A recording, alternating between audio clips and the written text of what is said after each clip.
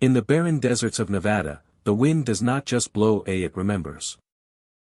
Sands shift like sleeping serpents, broken houses stare through shattered windows.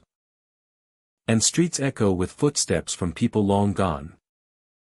Some towns were born of gold rush dreams, others of war, others of hope. But when hope died, the people left and something else took residence. Doors slam when there is no wind, lights flicker with no electricity. Chairs rock though the room stands empty. And if you walk alone through these forgotten streets, you may hear someone whisper behind you a voice that never belonged to the living. Tonight, we journey deep into the abandoned ghost towns of Nevada. Where time stopped. Where souls never left. Hold your breath. Do not look over your shoulder. Hello, dear friend. Welcome again to a night of chilling tales, old dust, and forgotten memories. I hope you are safe, warm, and calm while listening, because tonight we are stepping into places the world has left behind, the most 20 haunted abandoned towns in Nevada. Towns once filled with miners, lovers, criminals, families now empty, silent, yet alive with something unseen. Wooden saloons creak as if someone pushes open the doors. Old churches ring bells though no priest remains. Shadows cross dusty streets where not a single footprint exists. Before we begin this journey together, answer me in the comments. If you had to stay one night in an abandoned ghost town, would you sleep inside an old saloon or inside a broken school with desks still waiting for children who never returned? Now walk with me. We enter the first town. Rhyolite rises from the Nevada desert like a skeleton of a dream. Sun-bleached timbers and broken brick walls scattered where a thriving town once stood. Over a century ago, thousands came here drawn by gold, fortune, and possibility. Miners worked from sunrise to exhaustion. Saloons filled with music and dust. Train whistles echoed through the hills like promises of wealth flowing in with every arrival. Rhyolite glowed with life, electric light in windows, coins changing hands, boots crunching across the dirt streets.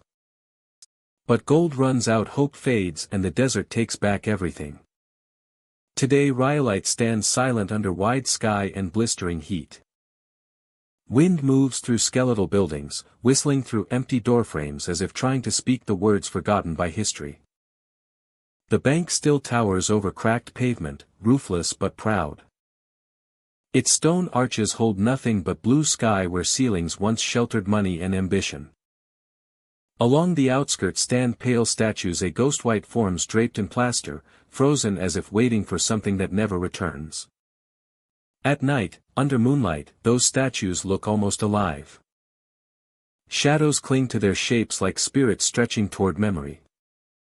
Visitors wander through at sunset when the desert cools and colors shift from gold to violet. They walk past the bottle house made from shimmering glass bricks. Past rusted machinery. Past the remains of homes where laughter once lived. When night settles, the place feels different. Sound fades. Air grows still. Footsteps echo longer than they should. Many who explore after dark tell the same story. They see her. She appears most often when the moon is high and shadows stretch long across the ground. Her silhouette forms near the broken platform where locomotives once stopped, carrying miners and families into their golden future. She clutches something close, some say a letter, others swear it is a small satchel, perhaps holding all she owned. She looks almost human. Almost living. But when she turns her face toward those who watch, her eyes hold a sadness deep enough to silence the night. People say she seems unaware of them. She walks with purpose, though her path leads nowhere. She steps across fallen boards and shattered bricks without sound. Dogs brought by campers refuse to approach her, ears flat, tails stiff, as if sensing something beyond comprehension. Some witnesses call out to her, voices trembling but sincere. She does not answer. She simply glides forward, fading into shadow, her footsteps silent like memory itself. The most unsettling part comes when she reaches a wall. A solid wall that still stands near the old station. Like a broken tooth in sand. As if the stone is made of smoke. As if she belongs to a place we cannot enter. One traveler recounted standing near the train ruins just before midnight.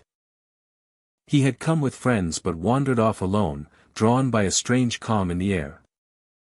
The moon illuminated rubble like frost, casting long silver lines across desert ground.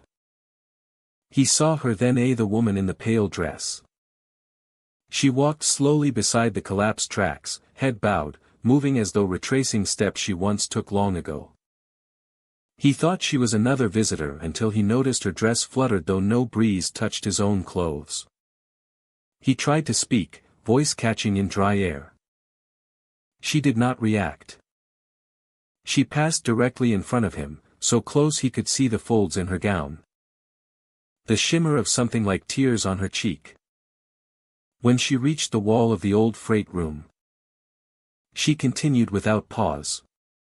She vanished into stone as if dissolving into history. Stories spread like desert heat, and with each retelling new pieces of her life emerge. Some say she was a Minera's wife, waiting for a husband who never returned from the deep shafts. Others believe she was a visitor stranded when Rhyolite collapsed in financial ruin, left penniless and desperate. A few think she might have boarded a train that never arrived, pacing eternally near tracks that once promised escape. Perhaps she remains not from malice, but from longing, bound to a moment she cannot move beyond. Her presence is not threatening, only haunting. A reminder of dreams that shone bright and burned out fast. The ghost of gold, lust and human hope, walking through broken stone like time itself repeating. Travelers who camp beneath desert stars sometimes hear footsteps crunching along gravel even when no one walks. They hear murmured voices carried on warm wind, like conversations fading from long-gone saloons. Bottles rattle lightly in empty ruins. The train whistle, silent for decades, seems to echo faintly in the distance on certain still nights. As if iron wheels still approach, though only moonlight touches the tracks.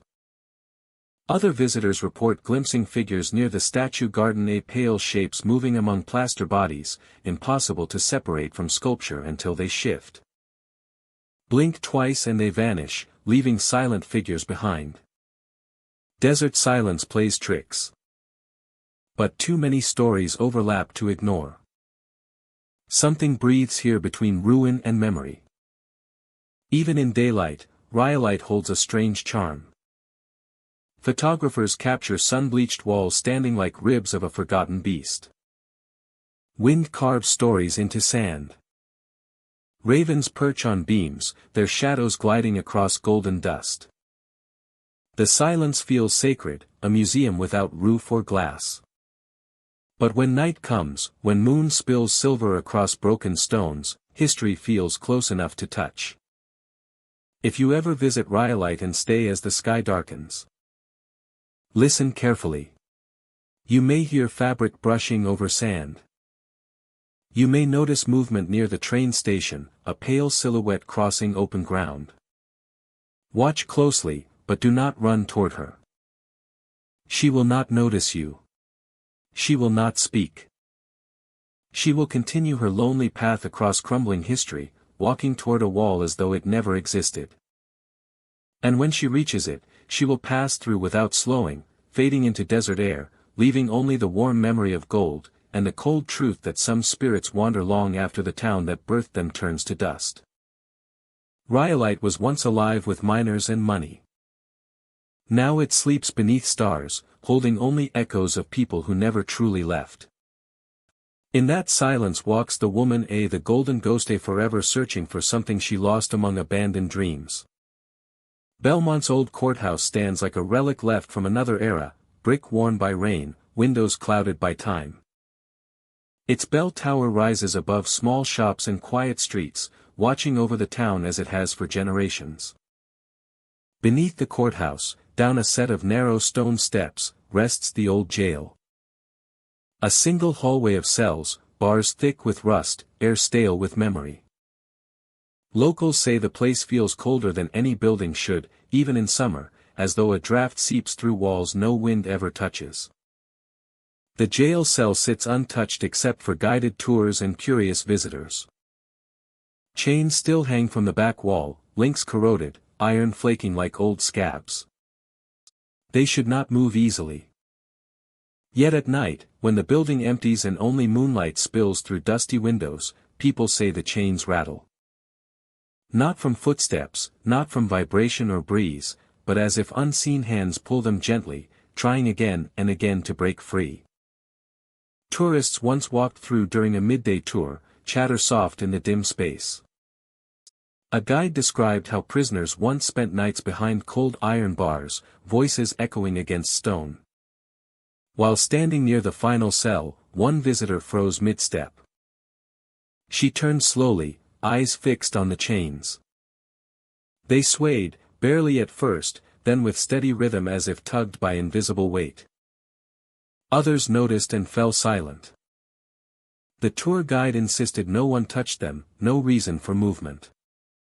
Yet every visitor swore they heard metal clink softly, repeating until they left the room.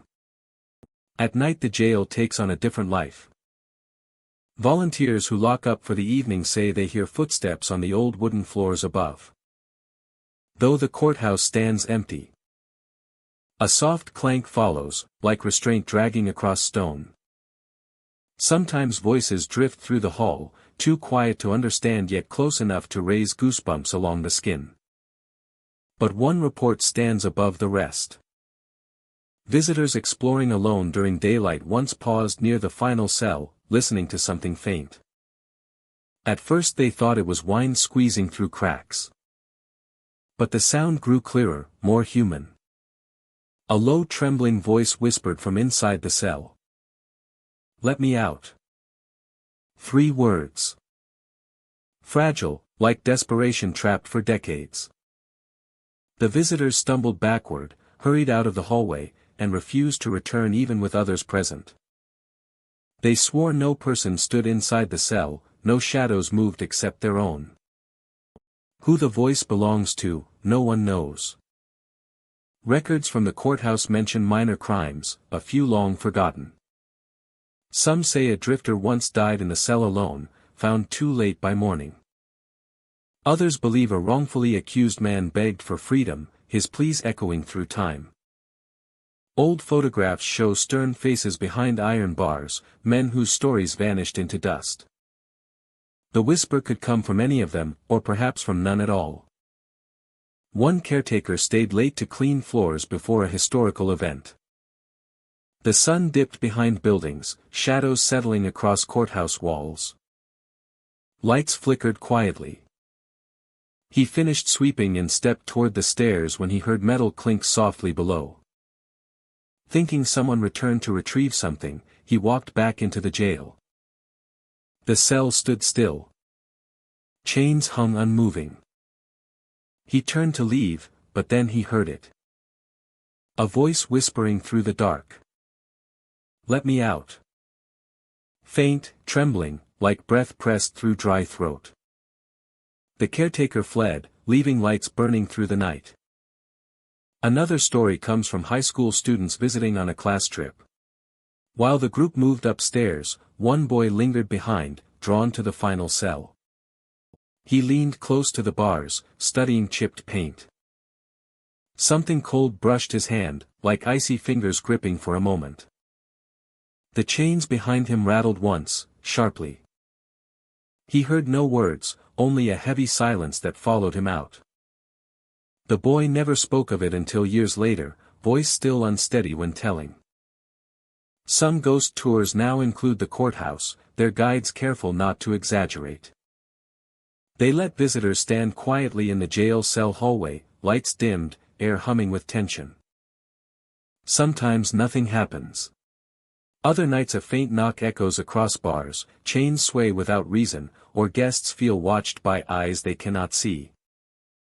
Few stay long in the final cell. The stillness there feels wrong, like a breath held too long. Imagine yourself descending those stone steps. The air cools as you go lower, the world above fading with each step. You enter the hallway. Iron bars line each side like ribs of an old beast, holding the past tightly within. You step toward the final cell, the one most whispered about. Rust flakes beneath your fingers as you trail them along the bars. Then a soft clink breaks the stillness. You freeze. The chains sway, slow and deliberate, though the air feels unmoving. Your breath grows shallow. You step back, pulse quickening.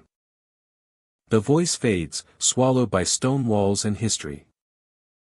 You leave the jail, steps quickening as though the darkness behind you grows thicker. Reaching the courthouse main floor, light feels too bright, too warm. Outside, life moves normally, cars rolling by, people talking, unaware of the whisper in the cellar below. Belmonte's old courthouse remains a monument of time, brick layered with history that refuses to fade. The jail beneath still stands, iron cold and chains rusted yet restless. Whether the voice belongs to a soul trapped in memory or simply to imagination stirred by silence, the whispers continue. Visitors return with stories, curious to hear what lies beyond old steel bars. At night the building settles into quiet. Moonlight spills through dusty windows. And somewhere below, in the deepest cell, a voice waits. Chains rattle though rust holds tight. A plea hangs in the air like breath caught on stone. Let me out. No one knows who speaks. No one knows if he waits for release or only to be heard. The whispering jail remains a place where past and present touch. A forgotten plea echoes through its walls. And those who listen closely may hear history ask again, trembling and low through the darkness. Let me out. Goldfield sits beneath the Nevada sun like a memory carved in sand and silence. Once alive with miners, saloons, and laughter spilling into dusty streets, time has thinned its pulse. Wind carries old stories through empty windows, where paint peels like forgotten dreams. In the heart of this desert town stands the old hotel, grand in its bones but hollow within. Locals avoid it after twilight. They say the hotel still breathes. The building smells of dust and old whiskey, as if the ghosts of poker tables and late-night bar songs never left. Doors hang crooked. Wallpaper curls like dry leaves. The lobby floor creaks under even the softest step. Yet the air feels strangely alive, like someone invisible moves through each corridor. People who dared to enter report unsettling experiences. Footsteps echo on the second floor, slow and heavy, as though someone paces above. But that level collapsed years ago. No floorboards remain. Only open beams and shadows where rooms once stood. Only open beams and shadows where rooms once stood. Only open beams and shadows where rooms once stood. Visitors hear steps cross unsupported air, heel to toe, steady and patient. Some footsteps pause directly overhead, as if the unseen resident listens back. Breathing space. Let tension settle softly. Stories say miners once filled the hotel when Goldfield thrived. They drank whiskey, laughed loud, and spent hard-earned pay under flickering lamps. Women in bright dresses danced in parlors thick with cigar smoke. Then the gold thinned. Prosperity faded. People left. But not everyone moved on. One explorer entered the hotel just before dusk. He described the lobby as strangely warm despite broken windows letting desert air inside. Dust lay thick on banisters. But the scent of whiskey drifted faintly, as though recently spilled. He walked toward the staircase, its rail polished by long-gone hands. Halfway up, he heard footsteps overhead. Slow. Deliberate. Crossing where no floor stood. He froze, staring at empty beams above. The steps moved again, closer. Then silence. He turned to leave, feeling watched. As he crossed the lobby, something brushed the back of his neck. Fingers cold as melting ice. Not wind. Not imagination. A touch, light but real. He stumbled outside into fading sunlight, breath shallow, promising never to return alone. Breathing space. Let imagery deepen. Others tell of voices whispering along hallways though no one stands nearby. A laugh flickers through dusty room like memory of a joke forgotten. Shadows move where no light should cast them. Shadows move where no light should cast them. Once, a group of friends explored with flashlights. Their beams traced old doors, broken furniture, and scattered playing cards left where time froze them. When they reached the bar, one swore he heard glasses clink together, faint as echo. Another smelled fresh tobacco, thick enough to sting nose. They approached the counter slowly. Dust danced in beams of light. Nothing moved. Yet footsteps sounded overhead again. Loud enough to shake loose plaster dust onto their shoulders. They fled without looking back. Locals say a miner named Samuel once lived in room 20. A man who struck gold, lost fortune in gambling, and drank his hope away. One night he stumbled into the hotel after losing everything. Witnesses say he argued with someone unseen, shouting he deserved his claim back. But when morning came, Samuel was found dead in his room, face peaceful as though sleeping. Cards scattered around him spelled a losing hand. Some believe Samuel never left.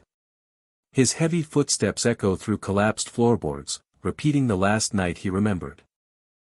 A man bound to hotel halls, searching for whiskey, for laughter, for a game he cannot finish. Breathing space. Imagine stepping through the entrance on a cool evening. Sunlight fades behind distant hills. Air inside feels dusty but alive, like breath lingering from decades past. You walk carefully, boards groaning under your weight. The hotel seems to inhale slowly, exhale with soft sighs of shifting wood. A chandelier overhead sways though no wind moves.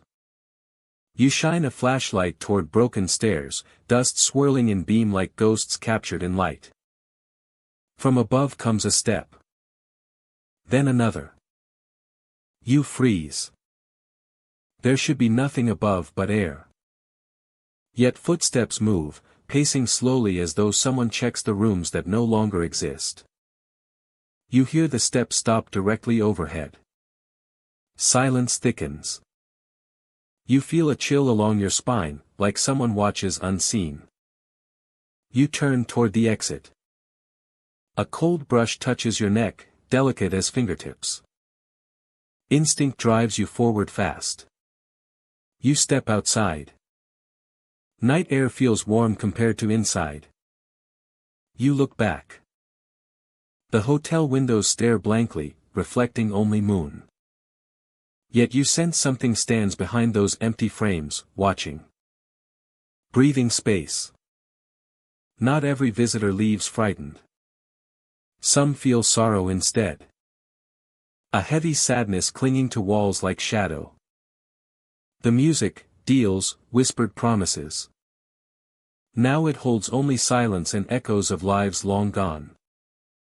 The building waits, yearning for footsteps to return, for glasses to clink, for laughter to fill halls again. But when strangers wander too far inside, the hotel shows it still breathes. Floorboards creak like voices trying to speak. Cold fingers graze skin like invitation or warning. Footsteps walk where no living person could stand. The building inhales memories and exhales ghosts. Breathing space, guiding toward ending. Goldfield stands now as a relic of ambition and abandonment. Locals drive past slowly, eyes drawn to the old hotel. Though they rarely enter. Tourists take photos from a distance, capturing emptiness that feels alive. A few brave souls explore, hoping to glimpse past shining through cracks in time. Some return with stories of cold touches and footsteps overhead. Some refuse to speak of what they felt.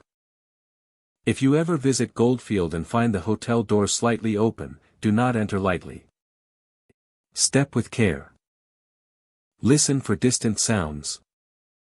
And if you hear footsteps above where no floor remains, know the hotel still breathes. If cold fingers brush your neck like winter wind, know someone long gone may be passing by. Or welcoming you. Or warning you to leave. The hotel stands in stillness under desert stars, holding its ghosts like memories sealed in dust. Goldfield remembers. And at night, behind broken windows and collapsed rooms, something remembers you as well. Pioche, Nevada sits quiet now beneath desert sun, dust drifting across empty streets and old wooden facades. A mining town carved from rock and grit. Once booming. Once lawless. Today a place of rusted signs and echoing footsteps. But long ago, this was the town of 1,000 deaths. Where gunfights settled arguments faster than courts. Where a man's life could end over a card game or a claim in the hills. Violence built its legacy. And violence still lingers like smoke in dry air. The mines brought fortune, then chaos. Silver veins wound beneath the mountains like shimmering serpents. Men came from everywhere chasing wealth, carrying hope in one hand and a gun in the other. Saloons filled the night with shouting, music, and the clink of glasses. Streets crowded with cowboys, prospectors, gamblers, and thieves. Everyone armed. Everyone desperate. In those days, the town cemetery filled faster than the mine carts climbed the slopes. Legend says more people died violently in Pioche than lived peacefully there. Some from quick tempers. Some from greed. Some from the simple misfortune of being in the wrong place at the wrong time. Bullets flew like dust in the wind. Deputies buried more men than they arrested. Stories tell of shootouts that lasted hours, windows shattered, horses scattered, and the air thick with smoke. But when night falls on Pioche now, the violence returns not through sound or blood, but through memory. Shadow plays staged on rooftops. Cowboys of smoke and moonlight reenacting battles that ended long ago. Visitors who walk downtown after dusk often feel watched. Lamp posts flicker against wooden balconies. The old opera house stands silent, its windows dark, though some swear they see silhouettes shifting behind glass. The breeze carries the scent of sagebrush. And sometimes, faint but unmistakable, the smell of gunpowder. Not fresh. More like memory, lingering long after the gunfight ended.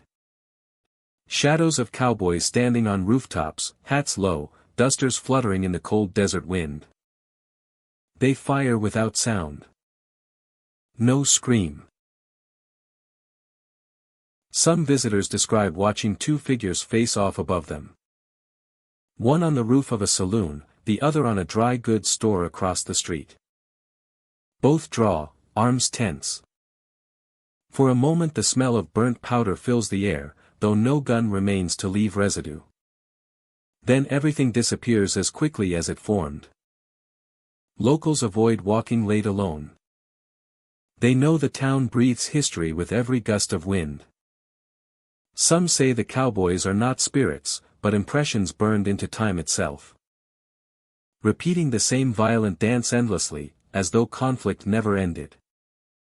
Others believe the men still guard what they fought for. Watching the streets below with hollow patience.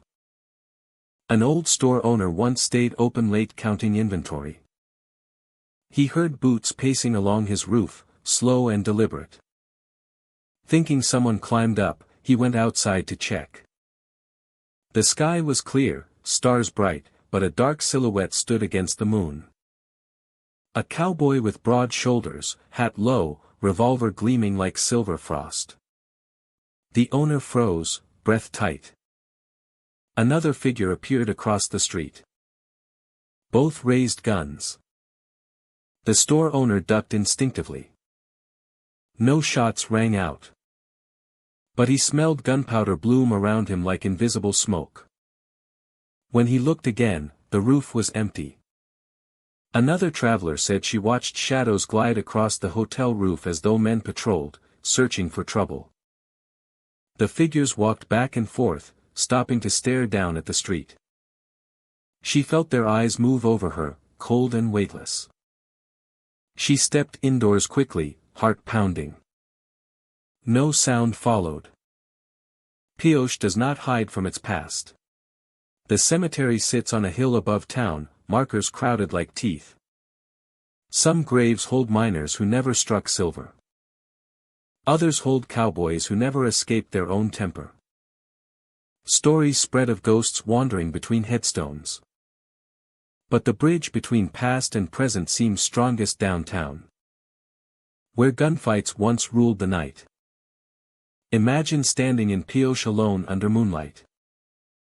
The saloon windows empty, glass cracked with age. Streetlights burn dim, casting long shadows across dust. The night air bites cool, though the day was hot. You hear rustle of sagebrush. Then quiet footsteps above you. Slow. Controlled. You look up. A shadow stands tall on the rooftop. No features. Only the dark cutout of hat and coat. Another shadow emerges across the way. Both raise arms in perfect synchronization, guns drawn at chests invisible. Time stretches thin. Silence thickens. You hold your breath. They fire. No sound. No muzzle flash. Yet your nose fills with scent of gunpowder sharp as lightning. The first figure falls to one knee, then dissolves like dust in moonlight. The second lowers his arm, steps back, and fades into starless dark. You exhale, realizing you forgot to breathe. Visitors try to photograph these figures, but cameras show only rooftops empty and still. Sometimes a faint blur appears, like smoke swirling where nothing stands. Sometimes streets look brighter or darker in odd patterns, as if shadow itself moves deliberately. Pioche rests now, quiet after years of chaos. But the past walks at night. Cowboys of shadow reenact wars with no sound. The air smells of gunpowder though no gunfire breaks the silence. And the town remembers every death, every bullet, every desperate hand that reached for iron. Some say these men are trapped, fighting battles that never ended. Others think they simply returned to the only thing they knew. Protecting turf. Settling scores. Defending pride. History loops like rope spun through desert air. If you ever visit Pioche, step carefully under moonlight. Watch the rooftops. Listen to the wind, though it may carry voices from another time. And when you smell gunpowder in empty streets, know the shadows are near. Not threatening perhaps, but present. Forever replaying the violence that carved this town from stone and silver. Pioche remains the town of 1,000 deaths. A place where ghosts wear hats and holsters. Where revolvers fire without sound. And where history refuses to sleep. Nelson sits deep in the Nevada desert, a ghost town clinging to memories carved into rock and gold dust. Sun bleaches its wooden buildings by day, heat shimmering across rusted machinery and broken windows. Once, this place roared with life, miners marching into narrow tunnels with pickaxes on shoulders, lanterns swinging in the dark like stars trapped underground. Rich veins of gold and silver drew people from every direction, each hoping fortune waited beneath the desert floor. Today only silence remains, but some swear the miners never truly left.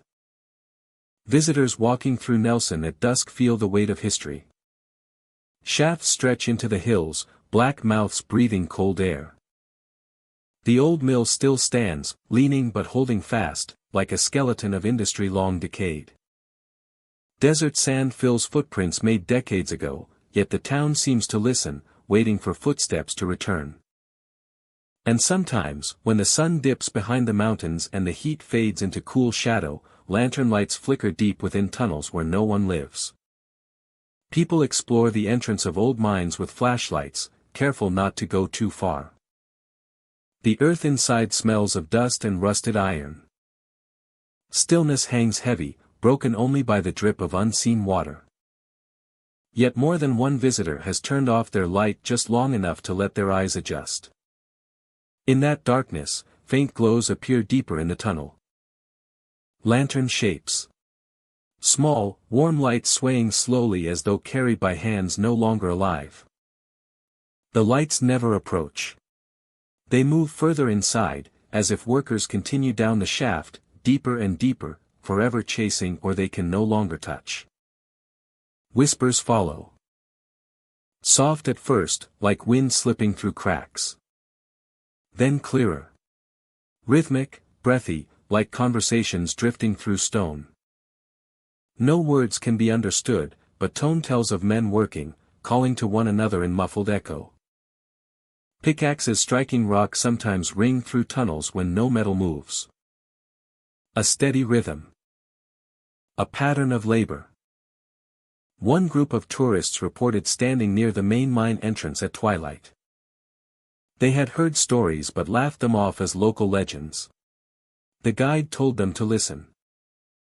For a moment, only silence. Then something faint. A scrape. A distant metallic tap followed by another. As though someone dug methodically behind thick walls. A lantern flickered in the dark tunnel, far from their flashlights. No person stood there. The guide said no one was inside that day. The group left quietly, no longer laughing. Locals warn visitors not to shout too deep into the mine, especially after dark. They say if you call out hello, the mine answers back. Some who dared claim they heard a voice return, distant and hollow. Not an echo. An answer. One man, curious and bold, tested the legend alone. He leaned into the shaft and called out, voice strong. Silence held for a long moment. Just when he turned to leave, a faint reply drifted back. A drawn-out greeting, warped by stone and time. He ran until daylight washed comfort onto wooden planks of the old town. Others have heard miners talking, voices rising and falling like men working side by side. Some swear they smelled smoke from old lanterns, oil and soot lingering in tunnels untouched for decades. A few describe seeing shadow figures move past openings, silhouettes in dusty light. Always men, shoulders hunched, as if carrying heavy loads. Never looking up. Never acknowledging the living. The mines below Nelson have seen tragedy. Cave-ins claimed workers, trapping them beneath rock where sunlight never reached. Floods filled lower shafts.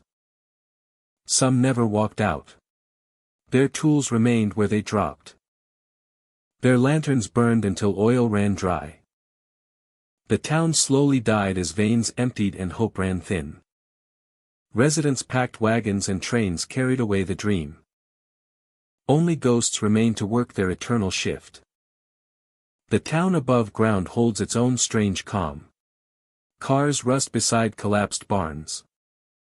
An old school bus sits half buried in dust. Wind drags tumbleweeds across cracked road. At night the stars shine sharp, brighter than city eyes ever see. The desert becomes quiet enough to hear one's own breath.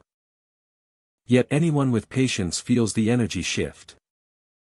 A sense that eyes watch from windows where glass no longer sits. Doors creak without wind. Pebbles roll across wood as if footsteps pass unseen. Anyone with patience feels the energy shift.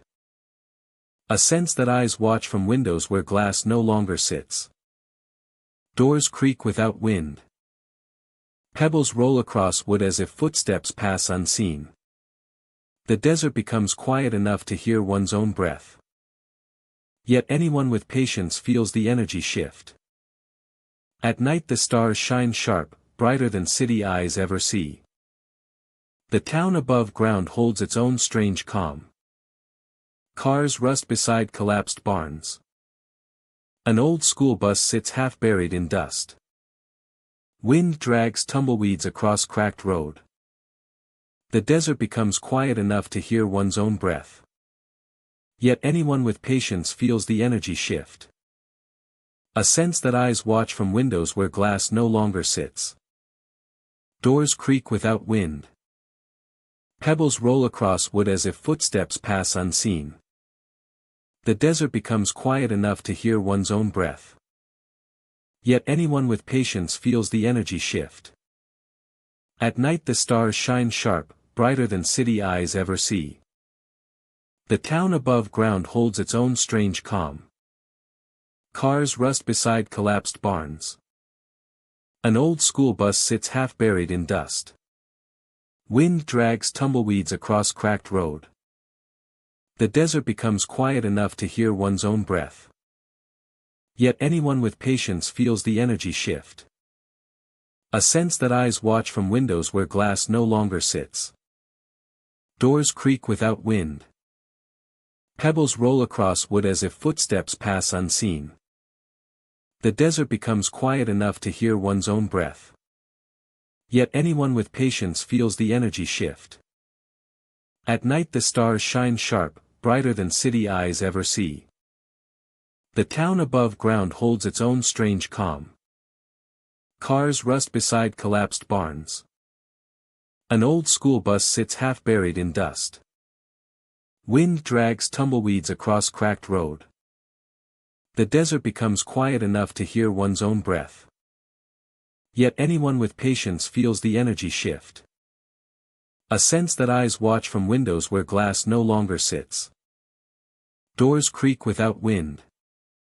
Pebbles roll across wood as if footsteps pass unseen. The desert becomes quiet enough to hear one's own breath. Yet anyone with patience feels the energy shift. At night the stars shine sharp, brighter than city eyes ever see. The town above ground holds its own strange calm. Cars rust beside collapsed barns. Campers sometimes stay near Nelson hoping for stories to tell. Around their fires they speak softly, glancing toward dark mine shafts. Some hear faint conversation drifting from the hills when no one stands there. Others report seeing lantern light weaving between rocks like fireflies too bright to ignore. Dogs growl toward shadows without shape. Cameras capture glowing dust orbs floating where no insects fly.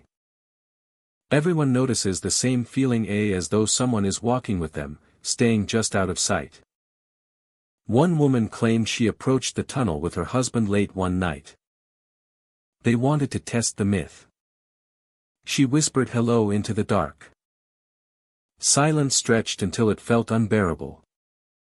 Then 3 taps sounded deep inside, answering her voice like knuckles against stone. She grabbed her husband's arm and they left quickly, not daring to look back. Daylight brings warmth and safety. Visitors stroll through Nelson with cameras, the town a museum of weathered wood and rust. The desert glows gold. Wind hums across open space. Nothing feels frightening. But even then, if you step too close to a tunnel mouth, you may sense cold air drifting outward like breath from the past. You may hear faint scraping in the deep. The kind rhythm that only hardworking tools make. Pick. Pick. Pause. Pick. Echoing from tunnels empty of life. If you ever visit Nelson Ghost Town, walk slowly. Listen to the space between footsteps. Peer into the mines only as far as sunlight reaches. And respect the silence that grows beyond the entrance. And if curiosity tempts you to call out hello, understand you might not stand alone. For some miners never left. Their lanterns still glow where daylight cannot touch. Their whispers continue, voices blurred by stone. They work beneath Nelson as though gold still waits to be found. Forever bound to tunnels carved by hope and loss. St. Thomas once stood proud in the Nevada desert, sunlight on adobe walls. Laughter spilling from porches. Church bells ringing across dusty streets. Families raised crops beside the muddy river. Children chased wagons through town. And the church steeple marked home for anyone returning from long travel. Life here moved slowly, shaped by heat, soil, and faith. Then Lake Mead came. When the Hoover Dam closed its gates. Water began to rise. It climbed farm fields, swallowed fences, crept past doorways and windows. People watched their hometown disappear inch by inch. Eventually St. Thomas lay beneath the lake, buried under deep blue water like a memory sealed in glass. Houses drowned, the school gone, the church tower swallowed and silenced. For decades the town slept underwater, unseen by the sun. But time changes water. Seasons shifted, drought deepened, and Lake Mead receded. Slowly, the bones of St. Thomas surfaced. Foundations emerged where families once ate supper and sang by lamplight. Stone walls leaned like broken teeth in sand. Dust settled over the town that had returned from drowning. Tourists walk its streets now, stepping where footsteps ended generations ago. What remains are fragments of lives untouched for decades, echoes of the past like ghosts in mud and sun. Yet the strangest part of St. Thomas is not what can be seen.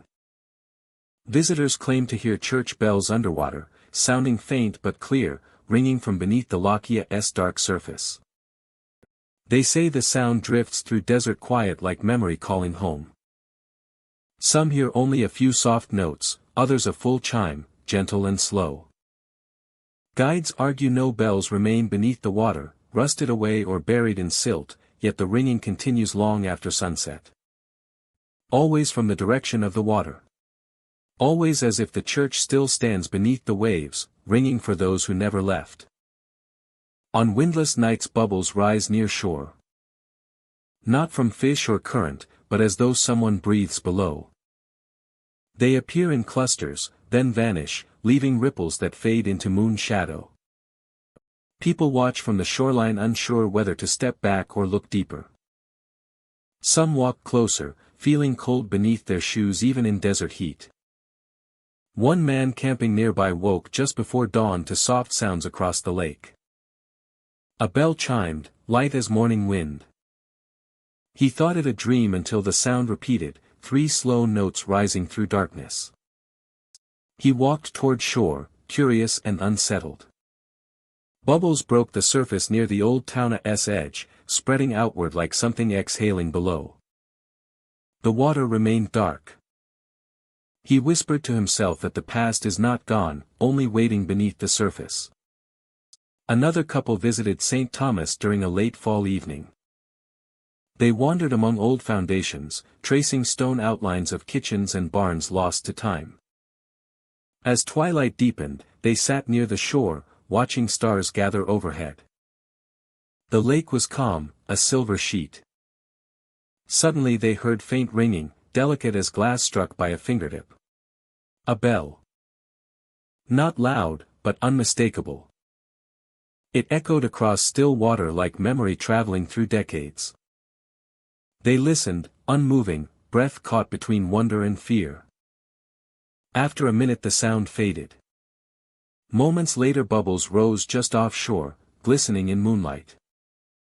They left. Quietly. Never. Forgetting. What? They. Heard. What?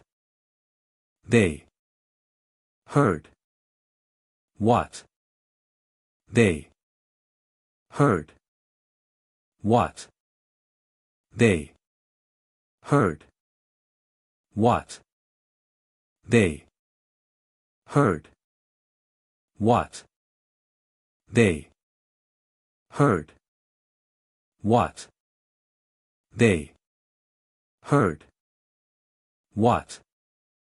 They heard. What? They heard. What? They heard. What? They heard. What? They heard. What? They heard. What? They heard. What? They heard. What? They heard. What? They heard. What? They heard. Locals speak of the past with reverence.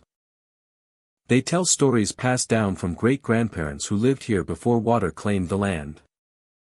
They remember families forced to leave with only what they could carry. Some swore they heard bells on the final day, ringing one last time as if the town itself said farewell.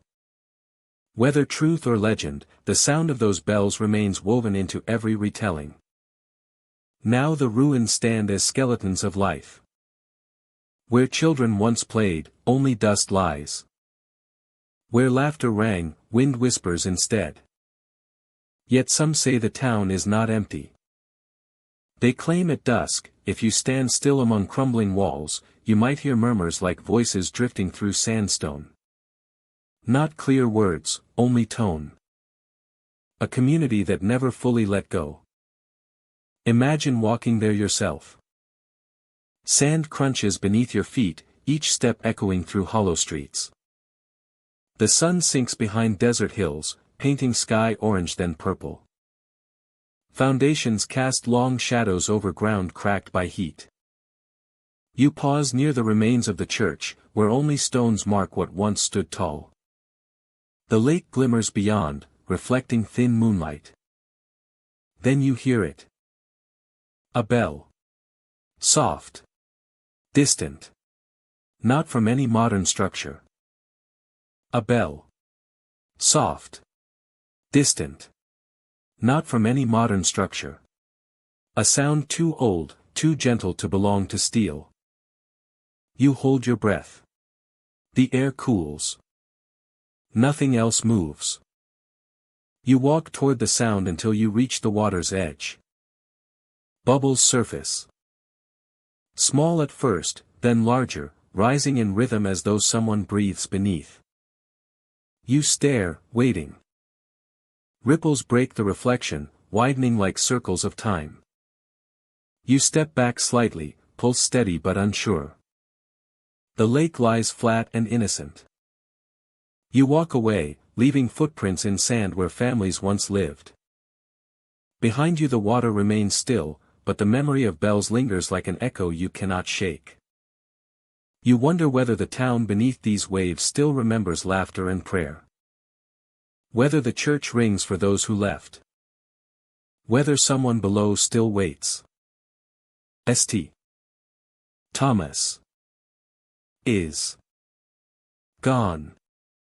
Yet not forgotten. It rests under Lake Mead like a story half buried and awake when drought pulls the water back, revealing rooms where life once thrived, and when night falls, bells Ring. Underwater. Bubbles. Break. The. Surface. Like. Size. Of. Memory. Those. Who. Visit. Leave. Changed. Carrying. Whispers. Of. A. Town. Drowned. By. Time. But. Never. Fully. Silent. In the silence of the desert, with lake and ruins under moonlight, you might hear it too. A bell where no church stands. A breath where no swimmer moves. The town beneath water calling softly through darkness, reminding all who listen that the past does not fade. It only waits, patient as the lake itself. Candelaria rests in the Nevada desert like a ghost pressed against sand and memory. Once a mining town filled with life and noise, it now stands silent under a wide sky. Where wind whistles through broken timbers and dust curls across abandoned streets. At the edge of town sits the old mill, burned long ago in a fire few survived. Charred beams still jut from the earth like ribs of some giant creature. Rusted machinery lies half buried in sand. Yet at night, something stirs among the ruins. Campers passing through often make small fires beneath stars, hoping only for warmth and a quiet evening.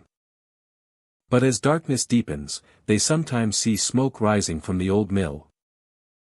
A thin column first, twisting into sky like a pale ghost. No embers glow in the rubble. No heat touches the air. Yet the smoke moves, curling against wind, drifting in patterns that feel almost alive. Some swear they see flames dancing inside the ruin, flickering without spark, bright one moment and fading the next. The wood does not burn, yet orange light pulses through broken beams like breath. Usually at first one person sees it. Then another points. Soon no one can deny what glows beyond the fire ring. Breathing space. Let mystery take shape. Those who approach describe the smoke as strange, moving against breeze in slow spirals. It gathers like a figure rising from the ashes, swirling upward, then breaking apart as if exhaling. Sometimes the flames form shapes in the dark, silhouettes flickering across blackened walls. People step closer, drawn by curiosity stronger than caution. Then comes the smell. Burning flesh. Faint at first, barely noticed. Then sharper, thick, and unmistakable. The scent catches in throat like memory of something best forgotten. A scream sometimes breaks the silence. A single cry, sharp as splitting wood, echoing across sand. It fades as quickly as it rises. No one knows its source. Some say it belongs to a man trapped in the mill on the night it burned. Others believe many voices weave together in that one terrible sound. Decades ago, the Candelaria mill was the heart of the town. Day and night, ore carts rattled, workers hauled rock, and engines roared with relentless hunger. The mill fed families, built fortunes, and carried hope for a better life. But one night fire caught the walls, hungry and fast. Some say a lantern fell. Others whisper of dispute turned violent, flames born in anger. By dawn only ruins remained. A handful escaped through smoke. Others never made it out. Since then, locals report strange occurrences. Smoke where there is no fire. Light flickering across collapsed roof beams. And always the smell. Not like burning wood or fuel, but something deeper, more human. Yet no embers glow when morning comes. Only cold ash, still and silent. One traveler, a hiker curious by nature, spent a night near the mill despite warnings. He woke to faint crackling like flames chewing through dry timber. His tent glowed orange from outside. The mill stood lit as though burning again. Smoke twisted skyward, black against stars. He smelled charred meat and heard faint, ragged breathing. He moved closer, flashlight shaking in hand. As he approached the ruin, the flames dimmed. Smoke thinned. The smell sharpened, heavy enough to crawl through his sinuses. He heard a scream, distant yet piercing, like memory blistering through time. Then silence fell. Everything faded. When he reached the wall, nothing burned. Only chill wind pushed through cracks. Breathing space. Another group camping nearby claimed to see glowing figures through haze, shapes moving like workers still hauling ore. They heard metallic clangs echoing from broken machinery, though rust lay thick and dead across gears. One camper felt heat on his face though no fire touched the mill. He swore he saw a man within smoke, back bent, swinging pickaxe endlessly. When he blinked, the shape dissolved into drifting ash. A local historian believes souls tied to the mill cannot rest. The fire took more than lives. It took dreams, livelihoods, and futures meant to unfold beyond desert horizon. Now echoes remain, replaying night of disaster when flames danced high and screams split the quiet. Breathing space. Imagine yourself beside Candelaria Mill at midnight. Stars cold and sharp above. Sand shifting under boots. Your campfire burns small but bright behind you. You look up and notice smoke rising where no flame exists. It coils like waking serpent, gray against moon. You step closer, drawn by curiosity and something deeper. Perhaps respect. Perhaps dread. The ruin glows faint orange, as if embers burn inside charred beams. You smell something odd, metallic and thick. Then a noise cuts through stillness. A scream. One raw burst of agony carried by wind before fading to nothing. Your pulse stutters. You step back instinctively. But the smoke does not disperse like natural haze. It moves, bending toward you as though aware. It stretches like reaching hand. You stumble back to your camp, unable to look away. Within swirling smoke, for a heartbeat, you think you see faces. Eyes hollow with pleading.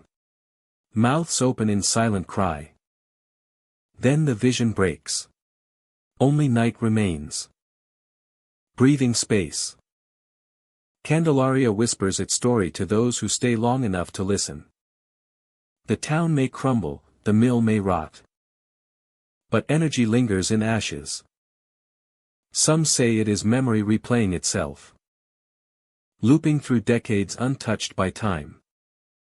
Others believe the fire never truly died. Flames still burn in another place. Another layer of reality thin as smoke itself. Visitors speak quietly of what they saw. Most return home uneasy, glancing over shoulder long after desert fades. A few never camp there again. Yet others go back, hoping to witness the smoke move once more. Curiosity draws people to haunted places, even when fear follows like shadow. If you ever stand where the mill once roared, look carefully into the dark. If smoke rises with no spark, if scent of burning flesh drifts through cool desert air, if a scream tears open silence before vanishing like wind, know you are not alone. Something remains within those ruins, restless as flame. The mill may be ash, but memory burns. And sometimes, when night settles over Candelaria, the smoke moves. Metropolis, a quiet town along the Illinois River border, holds stories beneath its calm exterior. Old brick buildings stand like guardians of memory, and among them rests the abandoned schoolhouse. A place once filled with voices, chalk dust, and ringing bells. Now its windows sit shattered, doors warped, floors covered in leaves blown through broken frames. Sunlight drifts through empty halls, falling across forgotten desks and rusted lockers. Time has taken everything except the feeling that someone still lingers inside. People pass by during the day without concern. The building seems harmless then, worn but still standing. Grass sways gently along cracked sidewalks. Birds perch on sagging roof beams, singing above shattered glass. But when afternoon shadows stretch long, something changes. The school feels aware, as though it watches from behind hollow windows. Some say laughter drifts from empty classrooms just after sunset. Distant. Faint. Like children playing hide-and-seek in rooms long abandoned. Travelers walking the nearby road pause, listening. They know no children play there anymore. Yet the sound repeats, soft and weightless, carried by wind that should only move dust. Inside, the air smells of chalk and old textbooks, those shelves stand bare. Desks sit overturned, some still holding names carved deep into wood, initials of students who ran through halls decades ago. A faded blackboard across one wall holds faint streaks of white, as if someone erased lessons only yesterday. Light flickers where no power runs. Floorboards creak beneath footsteps not your own. One traveler exploring late evening swore he saw eyes. Not shadows. Not imagination shaped by fear. Eyes staring from the doorway of a classroom. Glowing soft like fireflies in a jar, two pale lights floating just above desk height. Watching him. Following his movement. When he stepped closer, the eyes blinked and vanished into the dark. He left quickly, never returning. Stories echo similar moments.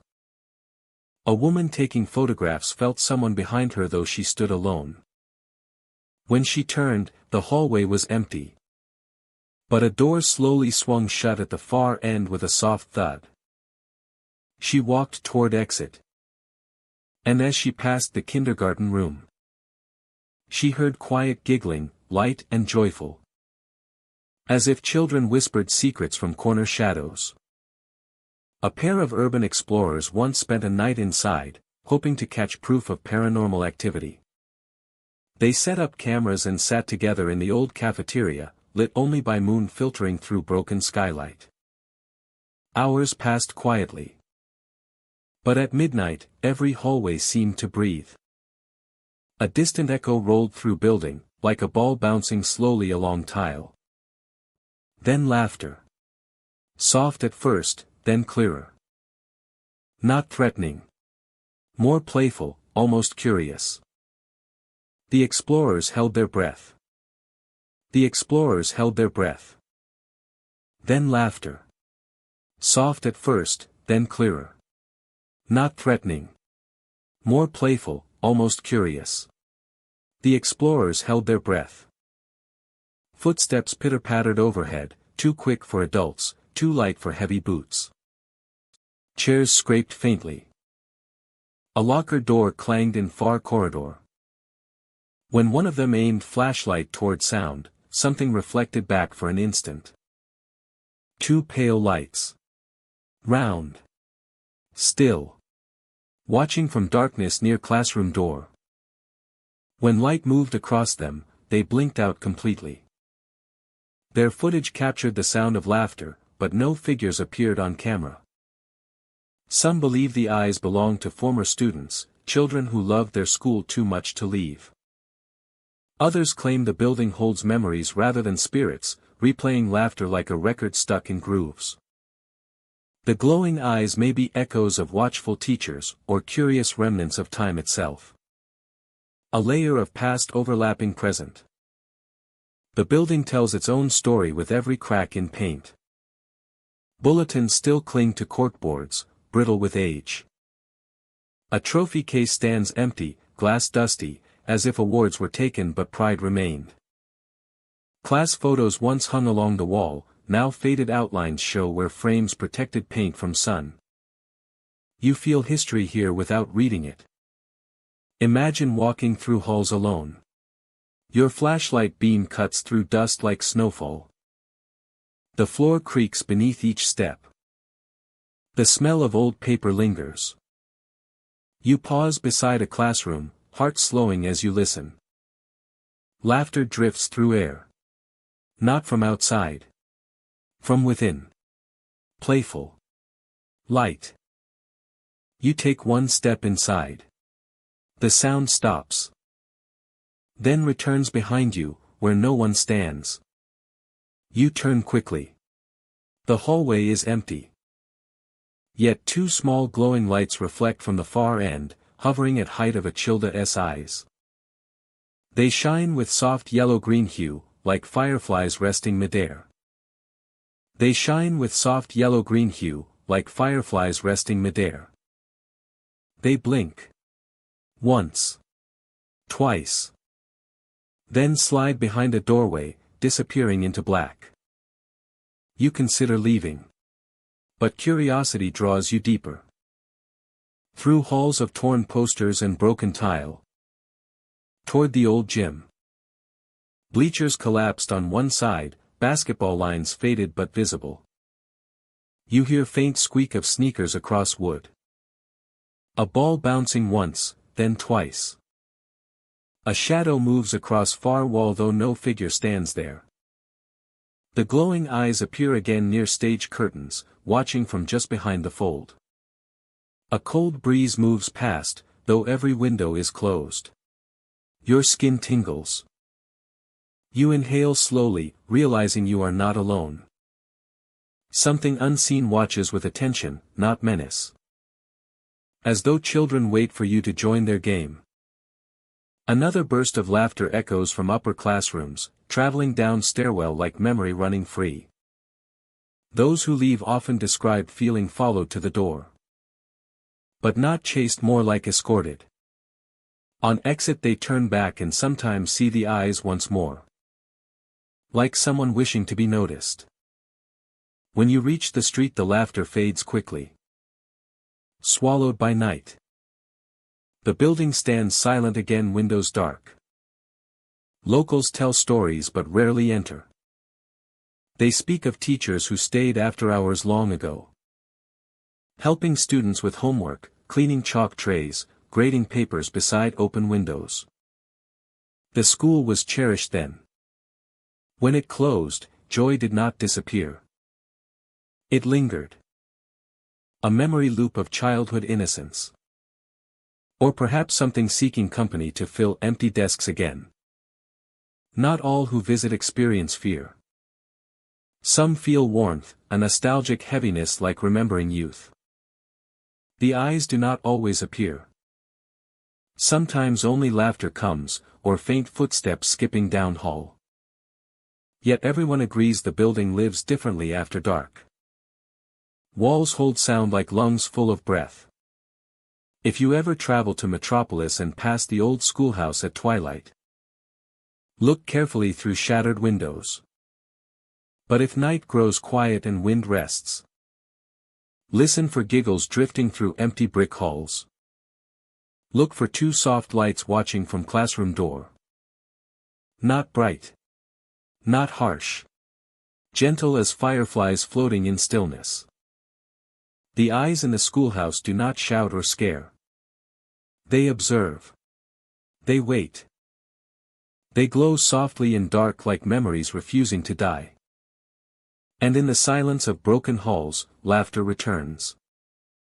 Reminding that once this place was full of life that never fully left. Step inside, and you may feel eyes on you too. Watching kindly. Curiously. A reminder that some childhood echoes linger long after doors lock and windows break. Lida Junction sits in Nevada's wide-open desert, where the land rolls flat and endless beneath a stretching sky. Once a stop for weary travelers and hopeful prospectors, it now stands nearly forgotten.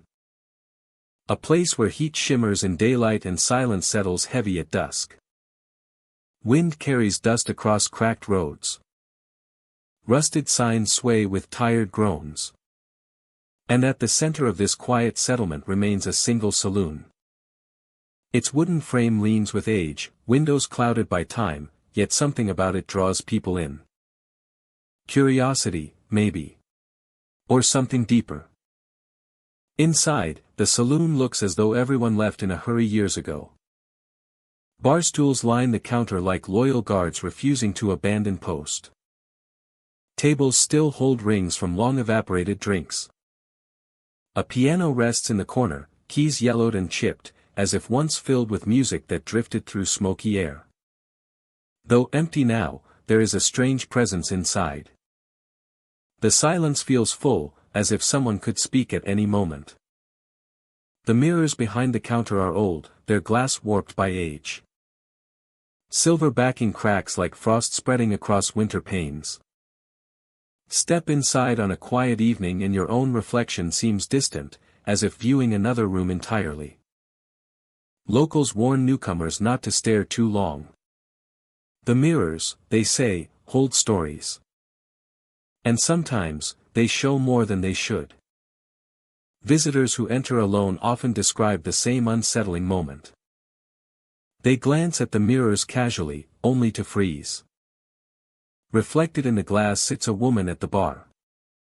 Her dress old-fashioned, elegant in a way forgotten by time. Hair pinned neatly, gloved hands resting lightly on the counter. She sits with the posture of someone waiting for company that never arrives. But when you look to the stool beside you, no one is there. Only air. Only dust. The stool remains empty, though the mirror insists she sits upon it. People who see her rarely speak at first. Their breath catches. Their pulse quickens. They blink, expecting the image to vanish. Instead, the reflection remains. The woman does not move at first. She appears calm, composed, head slightly tilted as if lost in quiet thought. But linger too long, and something happens. Slowly, almost imperceptibly, her reflection turns its head. Not your head. Not your movement. Her movement. She looks toward you, though the stool beside you is empty. Her eyes meet yours in the mirror, deep and knowing, as though she has been waiting for someone to notice her. Some say her expression carries sorrow so heavy it chills the air. Others claim her faint smile trembles with secrets no living soul should hear. One traveler recounted entering the saloon on a hot afternoon seeking shade. He wiped sweat from his brow and set his canteen on the counter. For a moment he thought he heard a soft whisper behind him, like silk brushing across wood. When he glanced into the mirror, he saw the woman sitting just a stool away, elegant and ghostly. He turned to greet her, expecting company. But the seat was empty. Confused, he looked back to the mirror. This time, she turned her head toward him slowly, eyes meeting his. The traveler fled without collecting his canteen. And when he returned the next day, it sat exactly where he left it. The mirror showed only his reflection then. Some believe she was once a singer who performed here, a woman with a voice that could hush a room with a single note. Others say she was a patron waiting for someone who never returned, maybe a miner lost to the hills. A few think she owned the saloon, pouring drinks for dreamers chasing wealth beneath desert sun. Tales differ, but one detail remains the same. She waits. Always waiting, trapped in reflection like time preserved behind the glass. Those who witness her speak of strange sensations. A cool draft across the back of the neck though the desert heat outside swelters. The faint scent of perfume, floral and old, drifting through air that should smell only of wood and dust. Footsteps clicking softly across floorboards though no one walks. A chair creaking as if under unseen weight. Sometimes patrons hear the piano. A soft note, a gentle chord, melodies drifting faintly like memory. The keys appear untouched, yet the sound travels through the saloon like a voice returning from years long gone. A group of friends visited one evening, flashlights flickering as they stepped inside. They joked nervously, brushing cobwebs from door frames. One of them approached the bar and laughed when she saw the mirror. She claimed she saw a woman in white seated next to her. The others stared at the empty stool, but when they looked into the glass, she was there, silent and composed. They watched as the reflection at S head slowly turned, eyes meeting theirs. In panic they stumbled out, leaving footprints in dust.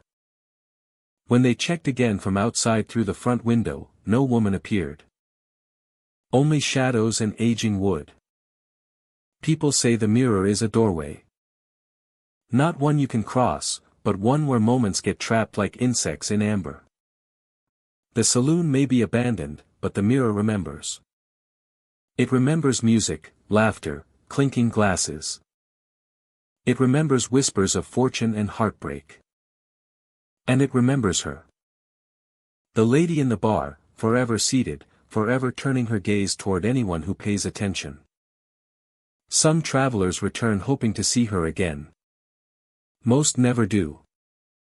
The mirror shows reflections as it should, offering only the empty stool. Others glimpsed her once and never again, as though she appears only to those who carry curiosity like an open book. Perhaps she senses something in certain people. A longing.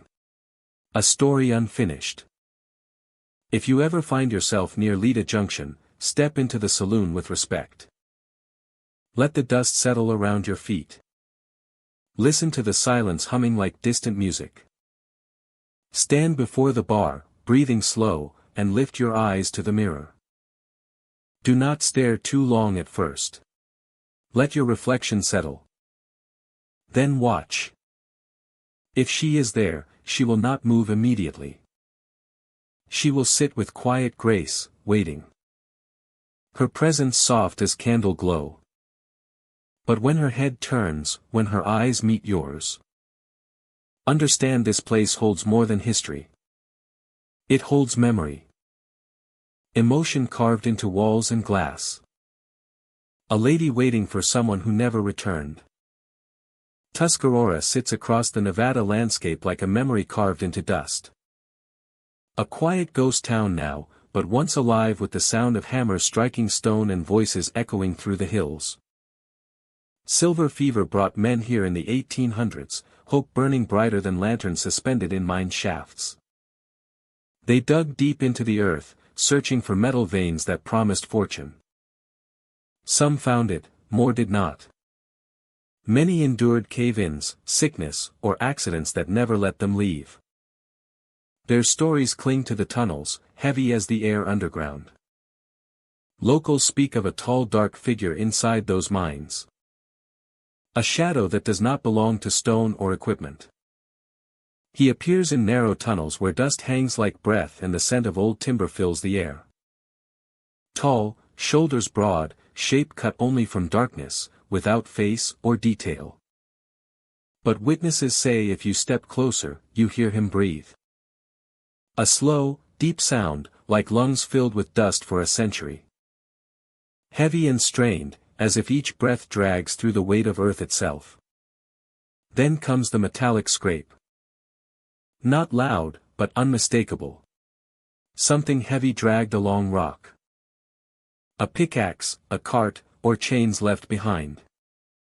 No one has determined exactly what he pulls. The sound grinds like steel against stone, echoing down the tunnel with hollow rhythm. Those who hear it describe the feeling of being watched from darkness deeper than shadow. The moment a flashlight beam falls upon him, he vanishes. Not with a sound. Not with motion. Simply gone, like darkness folded inward. Explorers who enter the mines today do so cautiously. They shine lamps on wood beams long decayed, walls rough with time. Some say the temperature drops suddenly in certain passages. Not a breeze, but a still coldness that grips skin like a warning. Voices bounce strangely in those tunnels, words returning distorted, as if someone stands deeper inside repeating them under their breath. One former miner told of his experience while surveying abandoned shafts. He walked through a narrow corridor, boots crunching loose rock. His lantern cast long shadows across the walls. Halfway through the tunnel he heard heavy breathing behind him. He spun around, lantern swinging. A tall dark figure stood several yards away, unmoving. The shadow seemed to pulse with each breath, expanding and contracting like something alive. Then came the metallic drag. A scrape across stone that shook dust loose from the ceiling. Terrified, he lifted the lantern higher. Light touched the figure. In that instant, it evaporated like smoke. The breathing stopped. Silence returned as though nothing had been there at all. Another story comes from two friends exploring on a dare. They entered at dusk, flashlights weak in the growing dark. The deeper they walked, the more their voices felt swallowed by emptiness. In the deepest chamber they heard faint scraping. Both turned off their lights, joking about ghosts. The scraping grew louder, closer. Breathing followed, harsh and uneven. Panic struck them. They flicked their flashlights back on. The beam revealed nothing. Yet both swear they saw a tall shadow standing inches behind them for a split second when the lights flashed. They ran, not stopping until desert air filled their lungs. The shadow miner is not said to harm anyone. But his presence carries weight. As if he watches where others dig, reminding them of those who came before. Some believe he is a miner trapped by collapse long ago, still searching for silver he never found. Others think he guards a hidden vein, unwilling to let the living claim it. There are tales of prospectors feeling rocks shift above them moments after hearing his breathing, as if he warns them to leave before tunnels fail.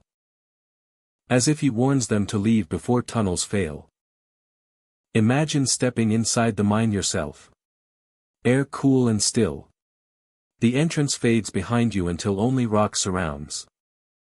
Your flashlight beam wavers against rough walls. The sound of footsteps echoes like voices from another time.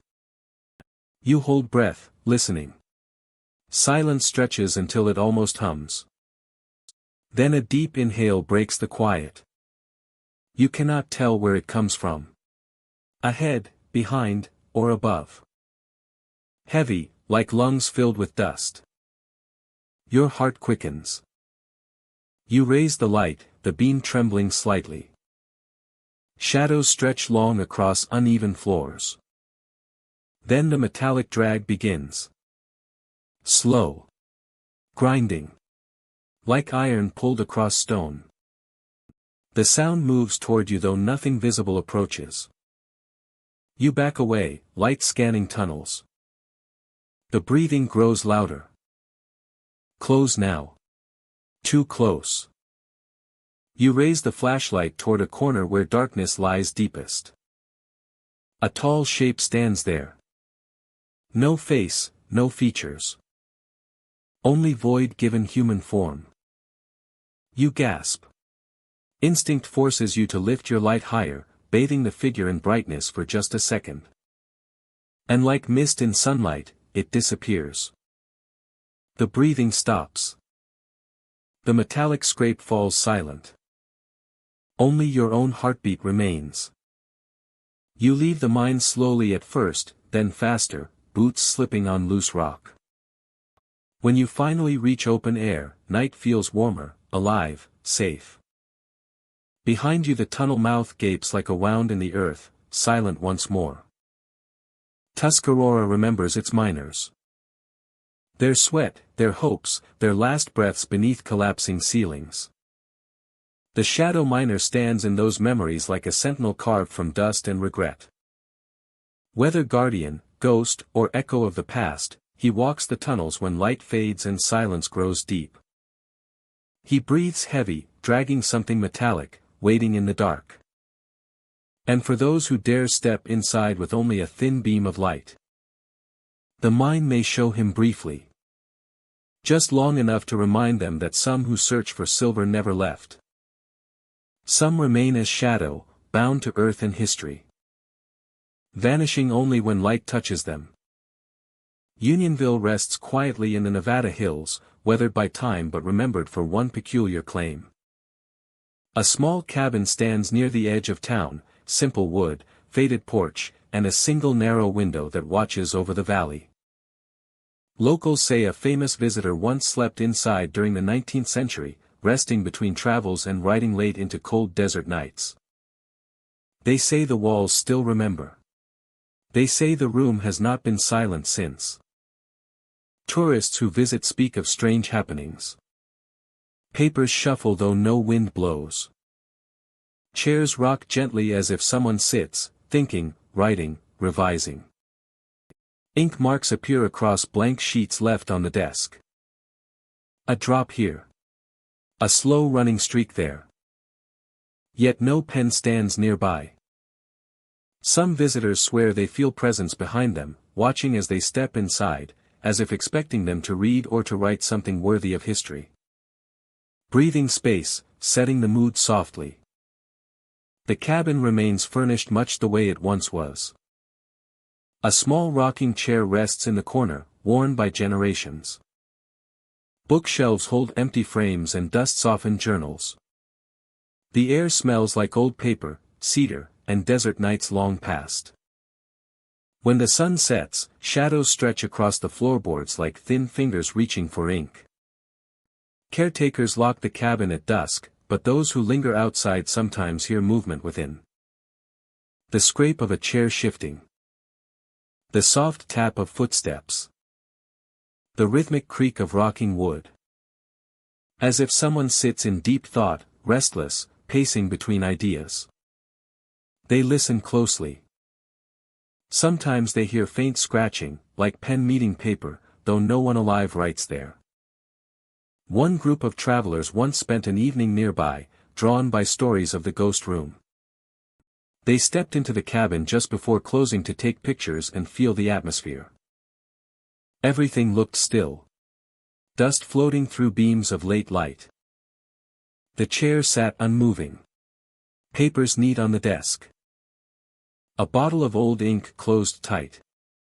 They took photos, laughed quietly, and left. Later, reviewing their pictures under lantern glow, they noticed something odd. In one image, the rocking chair leaned slightly forward, as though someone had just stood from it. In another, papers on the desk appeared ruffled, corners lifted as if touched by unseen hands. They looked back toward the cabin. Through the window, the chair rocked gently. Empty. Moving as if someone invisible breathed against it. Breathing space, deepened the mystery. Visitors who spend time alone inside the cabin describe similar encounters. One man sat at the desk, curious but calm. He placed a blank paper on the surface and laid an old quill beside it. He stepped back to look at the bookshelf, feeling slight breeze though no window was open. Returning to the desk moments later, he found small drops of ink scattered across the page. The quill had not moved, yet the ink bottle appeared uncorked. He touched the drops nervously. Still wet. He reported hearing soft whisper of paper sliding, as if someone turned a page somewhere near him. He left quietly, feeling watched until the door closed behind him. Others recall entering to find the rocking chair moving slightly, stopping only when they stepped closer. Some hear faint laughter in a tone both amused and tired, the kind of sound one might make while editing work late into night. A few say faint words form in their minds, like creativity passing from something unseen, urging them to write. Breathing space. Unionville itself carries history across dust and wind. Once a mining camp filled with hope. Then a quiet town left behind by gold and silver dreams. Travelers come seeking stories. And this cabin holds the most persistent of them all. A story of ink that appears with no hand to guide it. Of footsteps pacing when no floorboards should move. Of ideas whispering through the room like smoke. Caretakers claim to find pages on the desk rearranged after nights when no one entered. Some pages show faint ink trails, unreadable but deliberate. As though someone tries to write again, but the words dissolve before morning. A line here. A stroke of letter there. Nothing complete, yet never random.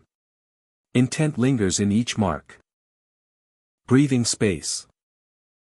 Imagine stepping inside one late afternoon, just as golden light fades through window glass. The air heavier than outside, warm yet tinged with cold around edges. You feel it immediately. You close door gently. You feel it immediately. Air heavier than outside, warm yet tinged with cold around edges. You feel it immediately. You close door gently. Footsteps echo though you stand alone. You approach the desk. Paper rests still, waiting. Paper rests still, waiting. The chair in corner creaks once, slow and deliberate, as if greeting you. You place your hand on the desk. The wood feels warmer than expected, like someone sat there moments ago. The wood feels warmer than expected, like someone sat there moments ago.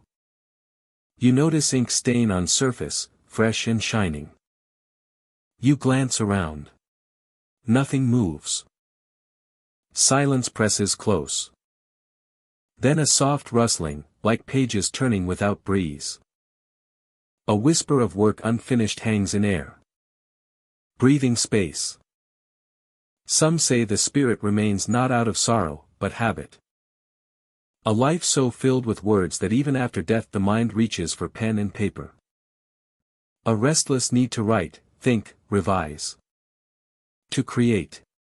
To tell. The cabin holds that energy like heartbeat in wood grain. There is no malice in the room. Only presence.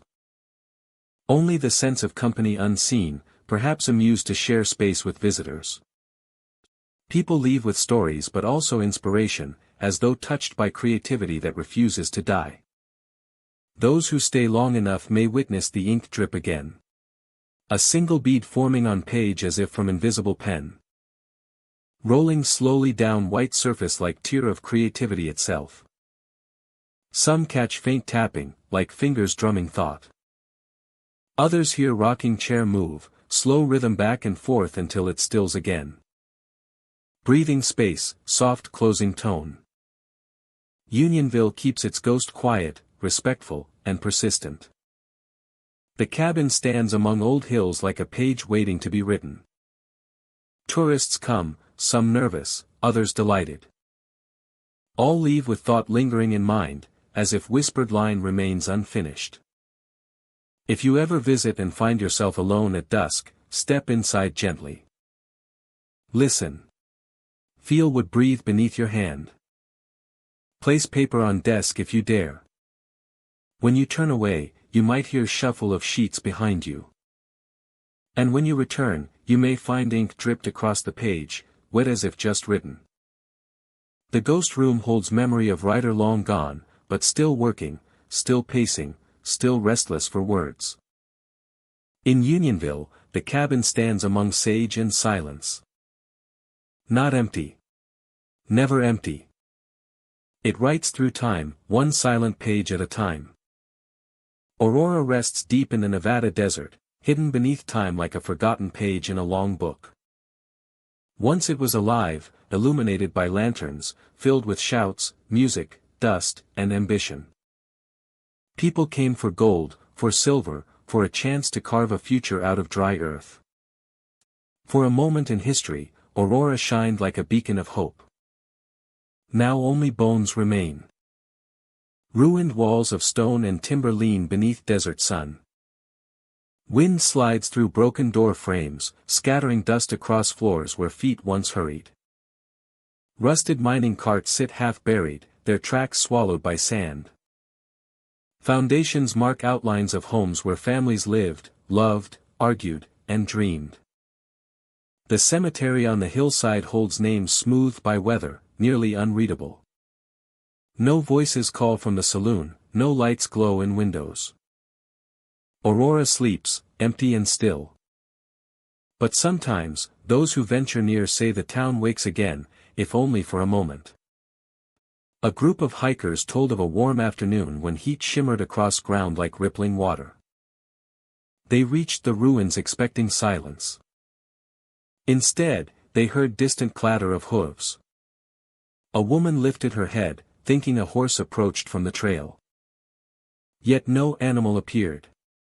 The sound grew louder. Then voices. Laughter as crisp as if carried on fresh wind. When they turned toward the main street, the empty ruins flickered with life. Buildings stood whole again. Fresh paint. Windows glowing. People walked along wooden sidewalks in clothing from another century. Buckets rattled at the well. Horses tied to hitching posts swished tails, heads nodding. The scent of cooking drifted through the air, warm and comforting. For one breath, Aurora lived again. Then everything vanished like smoke. Wind rolled across barren street. Stone walls returned to ruin. Dust settled.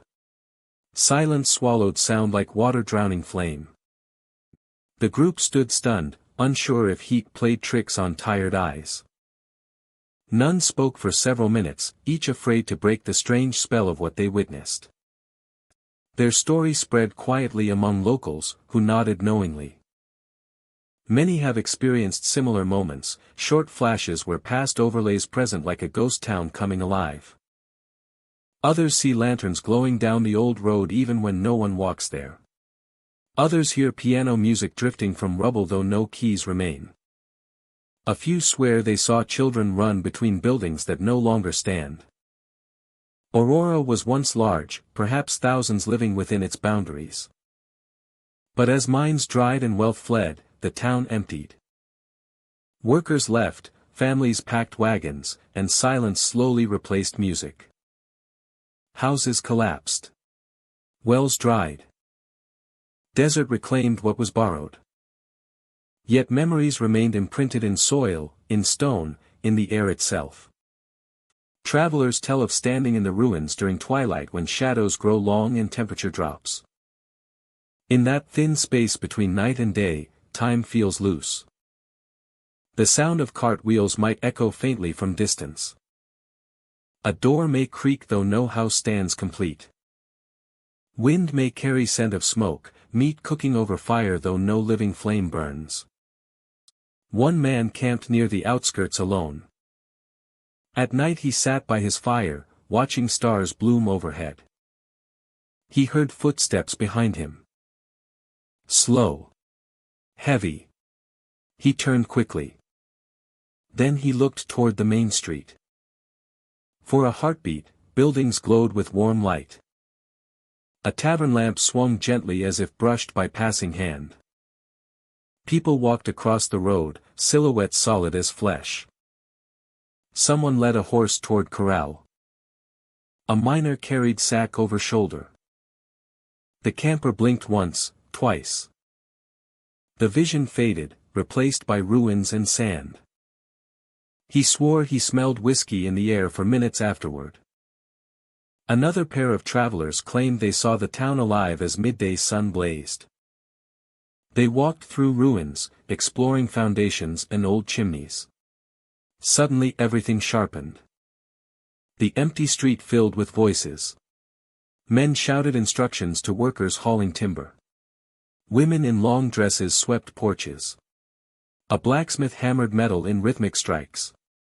The travelers stepped back, stunned. Then the world shimmered like heat mirage and the scene dissolved. Only dust flowed where people once stood.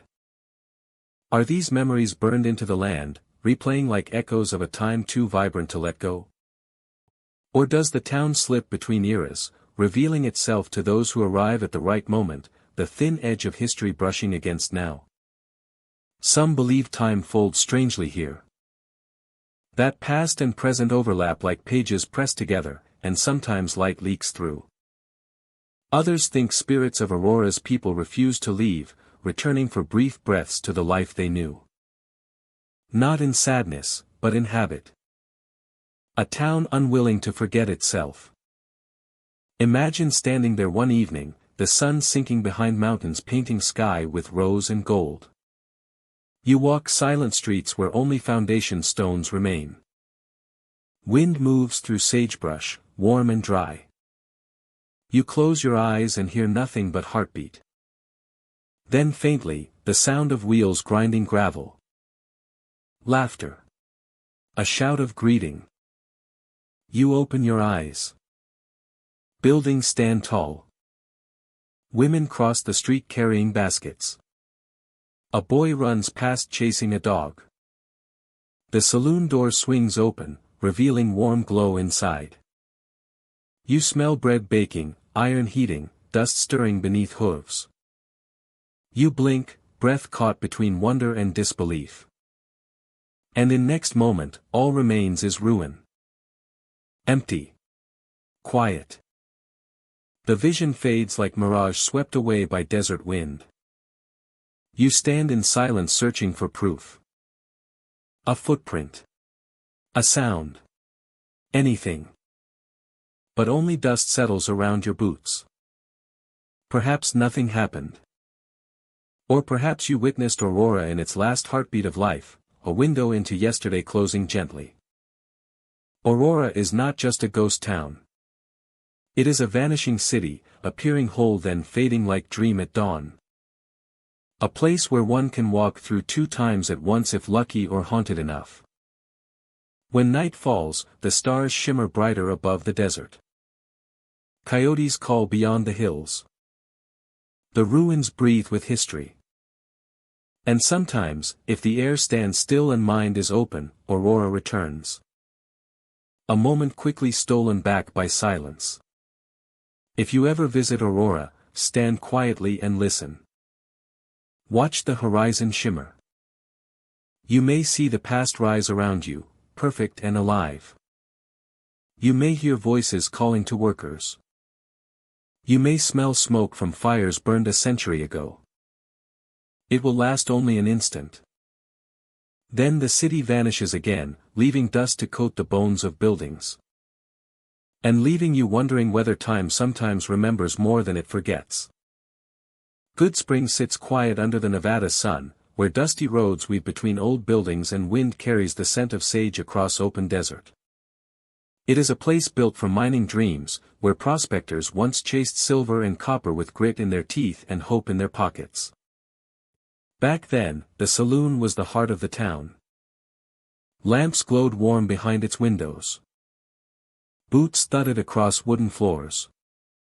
Laughter spilled into the street long after midnight. But time moved on. Mines emptied. Workers left. Goodsprings slowed to a whisper. Still, the saloon stands. Weathered walls hold stories in every nail. The bar stretches smooth from decades of hands resting on its edge. Faded posters cling to cracked plaster. Mismatched chairs sit like ghosts waiting to gather again. By day it seems like an old relic, charming but dormant. Yet those who linger after dark know better. When the sun sinks behind the Nevada hills and the desert cools, something stirs inside the saloon. A presence that refuses to fade with the past. Visitors have watched empty glasses slide across the counter as though pushed by unseen hands. They hear faint laughter, warm and carefree, drifting from corners where no one sits.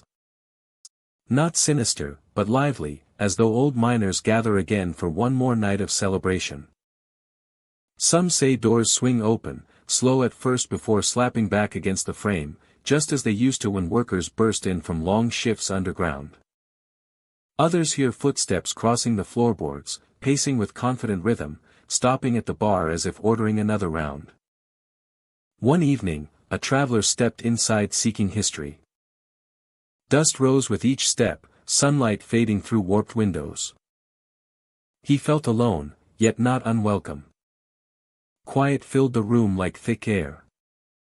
Then, without warning, a mug sitting 2 stools away lifted slightly and tapped against the counter.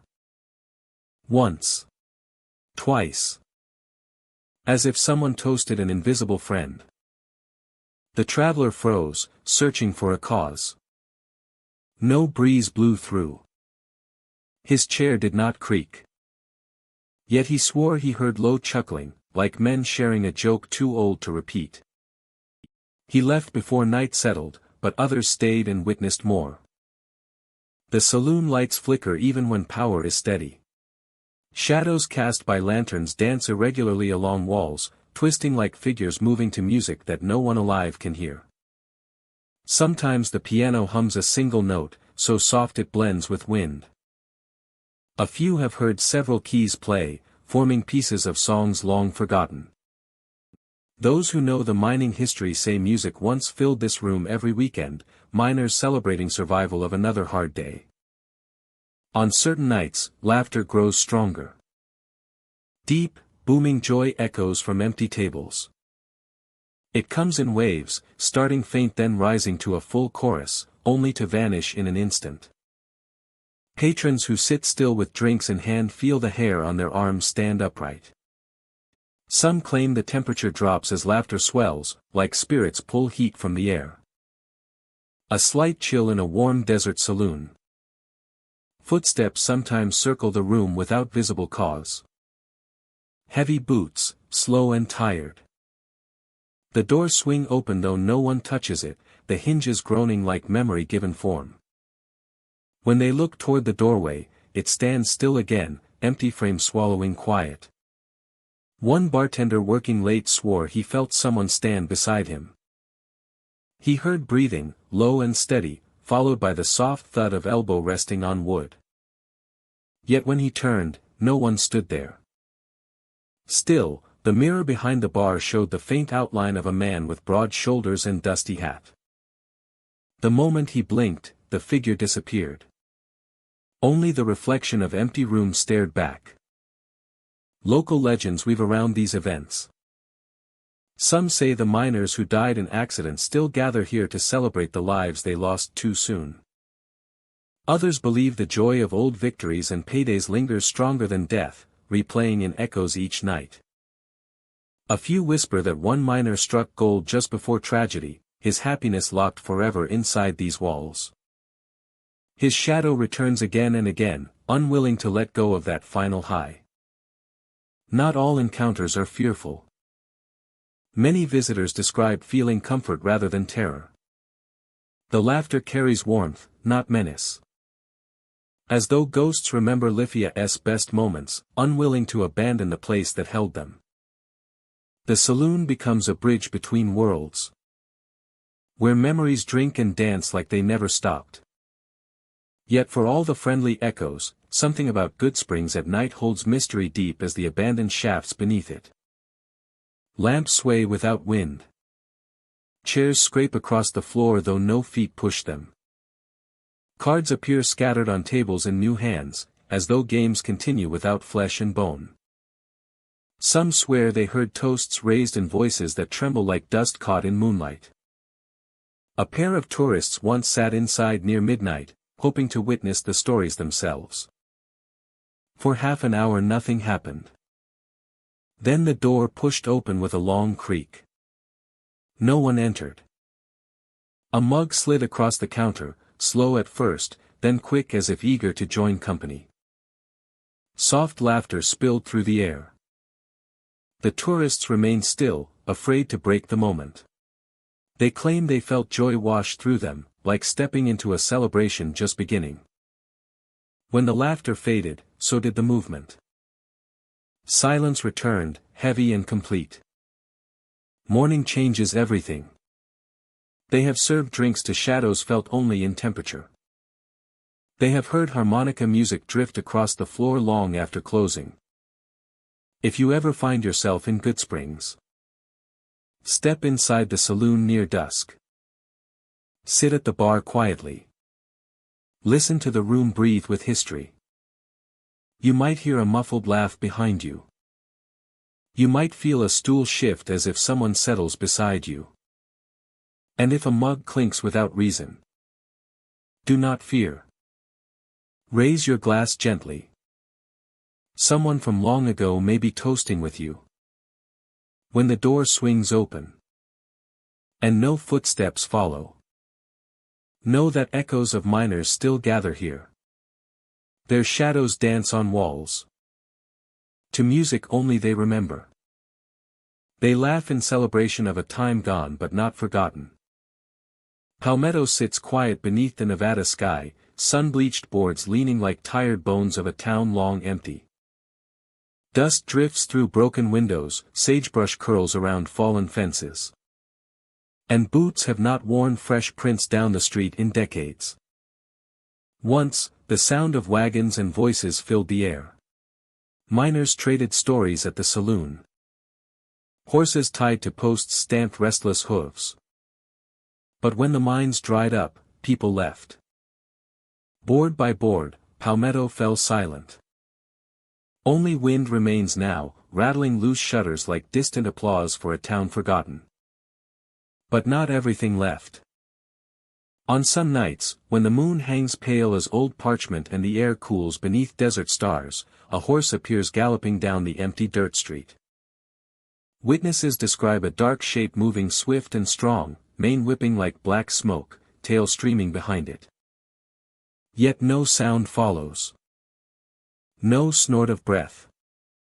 The horse runs as if carried by memory alone, weightless across sand that never stirs beneath its steps. Locals call it the ghost horse. It appears without warning, cresting the far end of town, sprinting through moonlight with impossible grace. Those who stand witness feel the earth should shake with its power, yet the silence is absolute. Some say once a saddle rests on its back, cracked and worn like it remembers a master long gone.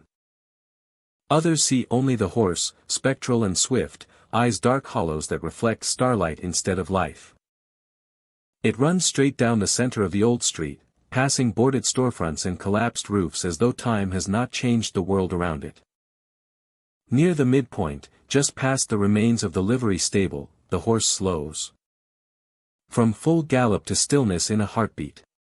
It stands tall, chest rising as though it draws breath though no sound escapes. It turns its head toward any onlooker present. Those eyes, empty as abandoned shafts, hold a sorrow no words explain. And then, with wind sweeping sand across its legs, the horse dissolves. Grain by grain, shape unwinds into dust. Until only air remains.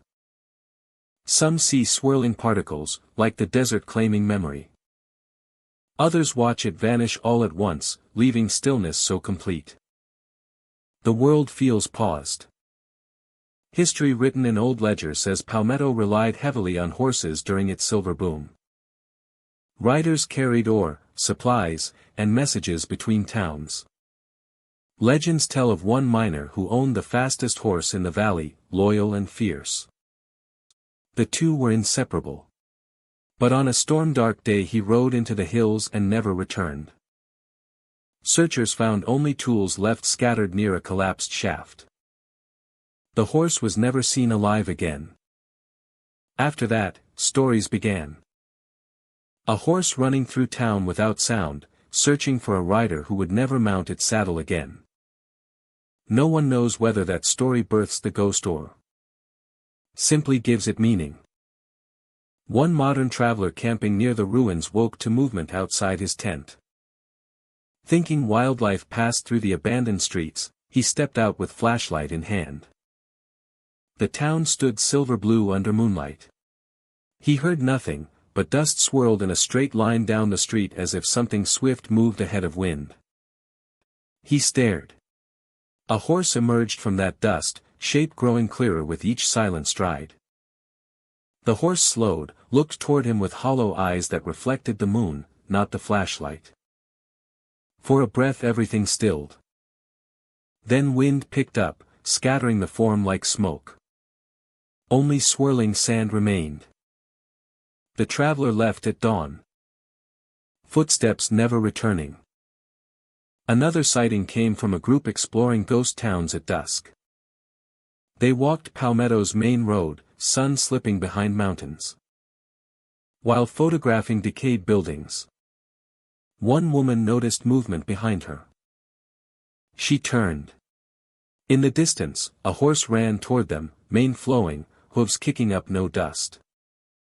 The group stepped aside, expecting to hear thunder of hooves, yet silence surrounded them. The horse passed through the center of town, paused near the stable ruins, and stared with dark empty sockets. Then its body thinned like sand blown apart. The group stood stunned, hearts racing, cameras capturing only the still buildings afterward. Some believe the horse is restless, bound to this street by memory, trapped in a loop of yearning, forever searching for the rider it once carried through these hills. Others think it guards the town, patrolling its length to ensure silence remains. Children tell stories of hearing faint neighs on windless nights, like echoes drifting through time. Imagine standing there yourself, boots sinking slightly in dry earth. The world is quiet, so quiet even your breath feels loud. You take a few steps, old boards creaking underfoot. Suddenly something moves at the far end of the road. A shadow, then a shape, forming from darkness like memory rising. The horse runs toward you, powerful yet weightless. No sound. Only motion. Muscles shifting like ripples of smoke. You hold your breath. It slows near you, head lowering with curiosity or sorrow. Hollow sockets stare, and for a moment you sense emotion there, deep and aching. A connection across time. Wind stirs. The horse begins to fade. It turns, steps dissolving into drifting grains. In seconds, nothing remains. Silence returns. Only wind continues down the street, rattling loose shutters as it has for 100 years. Palmetto sleeps again, but the ghost horse will return. Perhaps tomorrow. Perhaps next year. Whenever memory stirs beneath desert moon. Palmetto may be empty of people, but not of presence. In this forgotten town where time stands still, a phantom horse still gallops under starlight, hooves silent as regret. It stops. It watches. It fades like dust carried by wind, leaving behind only the echo of what might have been. Bullfrog, Nevada, once alive with gold dreams and dusty promise, now sits quiet beneath open desert sky. Rusted signs lean against crumbling brick. Wind whispers through broken mine shafts. And beyond the old road stands one house more watched than all the rest. Locals call it the window house, though no one truly lives there. Boards cover most openings, paint flakes like bark from weathered wood. But one upper window remains clear. And people say a man stands there late at night. He wears a black coat, tall collar turned up, hat shadowing most of his face. Travelers spot him when they stop to photograph ruins or rest beneath fading sunlight. Even from far away, his silhouette is unmistakable. A figure framed perfectly in the dusty upper window, like he has been waiting centuries for someone to look back. Breathing space. Let the picture settle. Most assume he is nothing more than a trick of shadow until he vanishes. Not slowly, not with motion. One moment he stands there, the next the window sits empty. Dust drifts lazily across glass, revealing nothing behind it but darkness. Those who dare walk closer feel cold air fall heavy around them, though desert nights are warm. Footsteps crunch softly in tired gravel. The silence deepens. A presence lingers, like watchful eyes follow from unseen corners. Approach the porch and the atmosphere shifts. Even without wind, boards creak softly under pressure. The window above looks vacant now, empty and hollow like an eye socket. But step back a few paces, glance again, and the man returns. Same posture. Same stillness. He waits. Breathing space. Locals tell stories quietly, refusing to speak his name after dark. They say he lived there when bullfrog thrived. Some call him a prospector who struck rich, only to lose everything overnight. Others claim he was a gambler who cheated wrong men, never escaping consequence. A few whisper he guarded treasure that no one found, and death never made him leave his post. Every version ends the same. He is seen in the upper window, watching the world that forgot him. Visitors often try to get close enough to see his face. But every step forward makes him fade, like shadow dissolving in wind. People reach the porch and find nothing but silent wood, cracked glass, and cool air rising through floorboards. No footprints appear on dusty stairs, though some swear they hear them. Heavy boots climbing, one slow step after another, from the inside. Breathing space, build tension slowly. The strange part begins when visitors walk away. Many turn back for one last look. Curious if he returns to the window. He does. Always. Standing once more behind dusty glass. Only this time something changes. Those who look into the window reflection. Perhaps in a car mirror or a polished metal surface, freeze in dread. In reflection only. Dark coat. Still face. No shadow cast on the ground. People spin around, expecting someone to be inches away. Yet there is nothing there. Only desert wind brushing across the dry foundation. Let the unease sink in. One traveler described stopping at sunset to photograph the window house. Through the lens he saw the man clearly. A tall silhouette in upper glass. But when he lowered the camera, the figure was gone. Checking the lens again, the man stood behind him reflected in shattered door glass. Closer than before. Just over his shoulder. The traveler felt a cold brush against his neck like chill breath. He left quickly, engine roaring across empty road.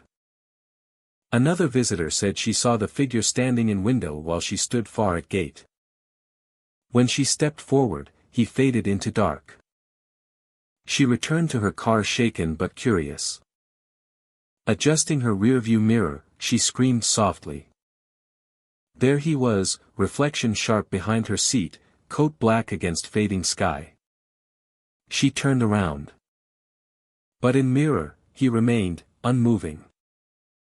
Only when she drove away did reflection empty, leaving glass blank and still. Breathing space. Some say he appears only to those who linger too long. Others believe he watches everyone, waiting for one person willing to follow him inside. Locals refuse to enter the house at night. They claim footsteps echo across empty rooms, heavy boots crossing without rest. Floorboards creak under weight no one sees. Shadows move where lantern light does not reach. The house seems to breathe slowly, inhaling desert heat and exhaling cold air like memory. People tell of hearing faint murmurs near doorway, like someone whispering from just behind threshold. Never words, just sound. Soft and steady. As though he tries to speak but cannot form voice anymore. Those who linger too long feel watched not only from window, but from every corner alive with quiet. Breathing space. Imagine walking the dusty road toward the window house under a moon faint as old silver. The house stands ahead like a broken monument of forgotten dreams. In the upper window you see him. A man in black coat, still as painted ink, staring down. You step closer. He vanishes. Silence fills your ears. A sensation crawls up your back like static. You approach porch with caution. Boards groan in slow protest beneath your foot. You pause. Something shifts in air, colder now. You turn to leave, glancing at side window where glass lies unbroken. In reflection you see him, inches behind you. Face blank. Coat unmoving. You spin around. Night empty. Reflection full.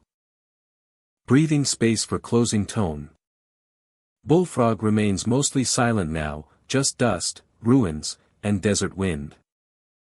But one house draws eyes, stands against time as if held by someone persuasive. The man in the window waits for travelers, appearing, vanishing, reappearing behind them only where mirrors dare reveal him. If you ever visit and see a figure standing still behind glass, do not climb the porch. Do not linger past nightfall. Watch closely but keep distance. And if reflection behind you grows darker, if coat and hat form shape no one else sees, leave quietly. In Bullfrog, some ghosts stay behind windows. Others stand silently at your back. Garbage rests quiet in the northeastern corner of Nevada, far from highways and far from crowds. A town surrounded by desert, by mountains carved from rock, by long stretches of silence only wind dares disturb. The land here feels ancient. Dry sand stretches like an endless sea, shifting with weather, hiding stories beneath its grains. Coyotes cry at night. Heat shimmers in daylight. The world stands still enough to hear your own pulse. Few people visit, fewer stay. Once miners filled the canyons, chasing gold with hope and stubborn hunger. Camp stood where desert now reclaims empty foundations. Trails cross ravines where pack mules once walked, carrying ore toward smelters long gone. Garbage lives now mostly through memory. Through rusted relics. Through a feeling that something unseen watches from beyond the next ridge. And then there is the desert child. Tracks appear without reason or warning. Small footprints, unmistakably made by a child. Bare feet pressing clearly into loose sand, toes defined, arches deep as if the child ran lightly, joyfully. The footprints appear alone, never accompanied by adult or animal. They wind between sagebrush and over dunes, sometimes leading toward town, sometimes away into the open desert. But no child lives here. Locals know every face, every story. No one brings children to wander deep sand late at dusk. Yet the prints come back again and again as if a little one walks these stretches of land unseen, unnoticed. They seem fresh, as though made minutes before someone spots them, crisp edges not yet softened by wind. Curiosity drives many to follow. One traveler stumbled across footprints early morning, when the sun had barely risen and shadows stretched thin. He knelt to examine them, thinking a family must have passed during night. But the prints were small, too small for adult feet, and spaced evenly as though a child walked alone. He followed them across shallow dune. A sound reached him then. A giggle. Light and distant. Like a child laughing from behind invisible curtain of heat. He froze, scanning horizon. Nothing moved. The desert remained empty, still as sleep. When he continued, the footprints led toward a rocky ledge. There they ended. Not faded. Not brushed away. Simply stopped at cliff's edge as if the child stepped off into open air. The traveler looked over. Only a sheer drop, jagged stone far below, no sign of anyone climbing or falling. Wind hissed softly. He stepped back carefully and left, feeling watched though he saw no one. Others tell similar tales. A couple hiking near canyon rim spotted prints weaving between sage, playful and carefree. They followed quietly, hearing soft giggles ahead like bells on breeze. Each time they quickened their pace, the sound drifted farther, always just beyond reach. When they crested the final hill, the tracks led straight to a cliff overlooking valley below. Beyond that point, sand lay undisturbed. Silence replaced laughter. The couple looked downward but saw no disturbance, no trail in dust, only vast emptiness. One prospector decades ago claimed he saw more than footprints. He camped near high dunes and heard laughter late at night, carried beneath moonlight. Not mocking, but happy, like a child playing tag alone. He emerged from tent expecting a lost traveler. Instead he found footprints circling his campfire, small pads pressed into sand. They stopped right behind where he stood, as if someone watched him sleep. The prospector felt a chill despite warm wind and returned to his tent. Morning light revealed the prints leading away toward ridge. He followed for hours, guided by faint giggles that seemed to slide just out of earshot. At the canyon edge, the prints simply stopped. He never heard laughter again. Who is the desert child? Some say a young boy wandered off during mining days, lost in sandstorm, never found. Others believe a family passed through long ago, their child separated by accident, leaving spirit to wander trails waiting for parents who never returned. A legend tells of a child born in camp who loved the dunes more than shelter, running barefoot day and night. When sickness came, he slipped away quietly, returning to sand where he felt free. His footprints appear whenever desert remembers him. But stories remain uncertain, shaped by wind as much as history. What stays constant is the trail. Prints appear crisp as if made moments ago, even when no one stands nearby. Some hikers swear the tracks move during their walk, extending farther ahead as if invisible feet continue walking while no eye watches. Imagine yourself there. Then you notice them. Tiny, close together, heading toward sagebrush. No adult prints nearby. No animal prints. They look new. You stand, heart curious, feet moving without thought. You follow. The desert hums quietly. Flies buzz. Heat waves bend the horizon. You hear it then. A giggle, faint but clear. You scan landscape. Nothing. Only your shadow long against sand. You follow prints faster. They curve around a boulder, disappear for a moment behind rock, then reappear on other side. Always one step ahead. Another giggle, a little louder, like child amused by your chase. The air grows still at top, wind dying suddenly. You reach the ledge. The footprints stop. Sand ends abruptly, smooth beyond with no mark of fall or turn. Below stretches canyon, deep and silent. You wait, listening. A giggle floats once more behind you, soft as memory. You turn quickly. Only desert wind brushing across your back. People who witness say the encounter stays with them long after leaving. At night they remember the laughter, bright and distant. They picture small feet running joyfully across sand, never slowed by heat or time.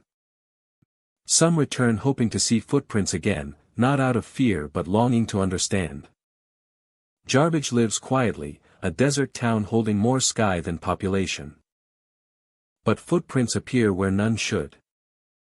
Laughter rings where no child plays. Trails end at cliffs like unfinished stories. Maybe the desert child wanders still, searching for something lost. Or perhaps joy itself presses tracks into sand, a reminder that even lonely places hold echoes of laughter if you listen. Follow the footprints if you ever find them. Walk gently. Listen close. But when they end at the cliff edge, remember that some mysteries remain not to be solved, but simply witnessed, carried like soft giggles on desert wind. Rio Tinto lies in the heart of Spanish mining country, a landscape carved by pickaxe and ore until the earth itself runs rust red. The river flows like liquid copper, reflecting the iron-rich soil along its banks. Mountains of tailings rise like wounded giants. Machinery once thundered day and night, workers hauling carts through tunnels rich with metal and hope. Now the mines stand quiet. Rust stains wood beams. Abandoned rails vanish into dark earth, leading nowhere. Silence rests heavy here, broken only by wind sweeping across a barren plain. To walk through Rio Tinto is to step through history. Old shafts breathe cool air from deep below. Crumbling buildings lean like tired men who worked too long. Even in daylight the place feels distant from the living world. But when storms rise, when the wind shifts and red dust lifts like smoke from the ground, something else moves across the mine site. Something that should not exist, yet appears again and again. Miners who never left. The red dust storms come without warning. One moment sky glows golden, the next it darkens with a rust-filled haze. The air tastes like copper and earth. Swirls of red dance across hills like living spirits. During these storms, locals claim shapes appear inside the dust. Tall forms of men pushing heavy carts along invisible tracks. They move in lines, slow and steady, the way workers once did at the end of a grueling shift. No sound of footsteps. No shout of foremen. Only the soft hiss of dust moving like a whisper across stone. Their eyes, when seen clearly, appear empty. Doll-like. Hollow. Whatever drove them in life remains only as motion now, not thought or feeling. They push carts that carry nothing. They walk paths that lead to ruins. And when the storm clears, they vanish as if they were never there at all.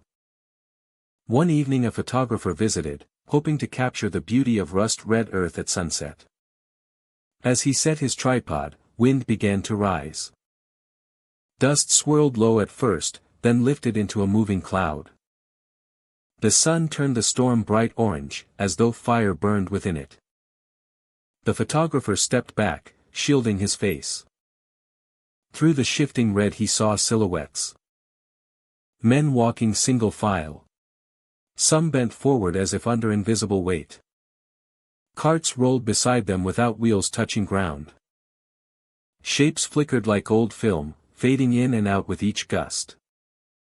He froze, camera forgotten. One figure turned its head toward him, though no eyes reflected light. Just blank hollows, dark as mine shafts beneath the earth. Then the wind shifted again and the workers dissolved, swept away by red dust as though the storm itself swallowed them. Locals say the spirits belong to laborers who gave their lives to the earth. Men who never saw home again after descending deep beneath stone. Heat, fumes, collapses, sickness. The mines took much. In return they gave wealth that faded long ago. Some believe the workers march each time the dust rises because their routines outlasted their bodies. Habit made eternal. A job unfinished. Others believe something deeper binds them. The Red River carries iron like blood. The earth remembers sacrifice. When wind lifts that memory into the air, the past walks again. More than one traveler heard voices during these storms. Not clear words, but muffled sounds. A cough. A strained breath. The scrape of shovel on rock. One young couple driving near the mine at dusk pulled over when dust thickened around their car. Visibility shrank to a few feet. Through the haze they saw faint lantern glow moving in slow rhythm. Then shadows crossed the road, worker shapes pushing carts that made no sound. The couple sat frozen, watching forms pass like ghosts printed in rust. When the dust cleared minutes later, road lay empty. Only their tire tracks remained. Some miners who worked the site in later years spoke quietly of footsteps echoing through empty tunnels. Boots striking earth where no one walked. Shadows deeper than darkness itself. Tools left neatly in piles would shift overnight, gathered as if someone still worked the seam. Men felt watched, not with malice, but with weary expectation. As though old workers waited for relief that never arrived. A geologist surveying the region claimed he heard a metal hammer tapping when he stood near a sealed shaft. 3 strikes. 3 more. The tapping paused. Then from deep inside came a long dragging sound, like cartwheels grinding against stone. He backed away slowly, dust rising with each step. When he looked up, red particles swirled briefly, and inside the haze he glimpsed a line of men for only a second. It was enough. Villagers living miles from the site say storms bring dreams. They see miners in sleep, faces worn and blank, carrying tools through endless tunnels. Some wake with the taste of metal on their tongue. Others wake to find red dust on clothes though their windows remain shut all night. They do not question these things anymore. Rio Tinto has its own way of keeping memories alive. Yet there is no violence in these sightings. No chase. No screams. Or perhaps the earth refuses to let them disappear. In death, they drift through storms made from the very dust they extracted. Visitors walking the abandoned tracks sometimes find footprints just after storms end. Only a few, crisp and deep, set in places where no person walked since the mine closed. They lead toward a shaft entrance and stop. No prints return. If you ever stand at Rio Tinto during a dust storm, brace yourself against wind. Keep eyes open. Listen for faint shuffle of feet or the drag of cart wheels across rock. You may see shapes forming inside the red cloud. Silhouettes of workers rising like memory from earth.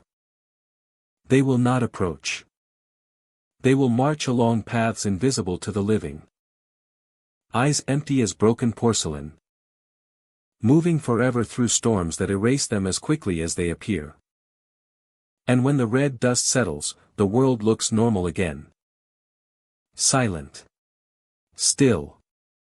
Only rust-colored sand and abandoned rails remain. But those who witnessed know what walked through the storm.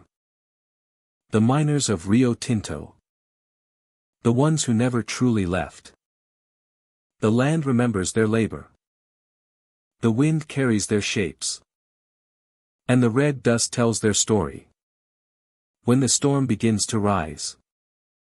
Silver Reef rests beneath Utah's sun like a page left open in history. Red rock surrounds the ghost town, glowing warm at dusk, while old stone walls lean into wind as if time itself presses upon them. Once silver mines roared with industry here. Wagons rolled, streets filled with voices, and Sundays gathered families inside the church that still stands on the hill. Its white frame has weathered, paint peeled by heat and winter frost alike. Windows cracked, pews splintered, roof patched but tired. Yet the bell tower remains tall, stubborn against the years. Locals call it the Church of Echoes. They say the bell rings every midnight, though no rope hangs to pull it. The sound breaks dry silence with a single, slow toll. Not frantic or loud. Instead it rolls gently across the empty town like a message carried through time. One strike. Then stillness.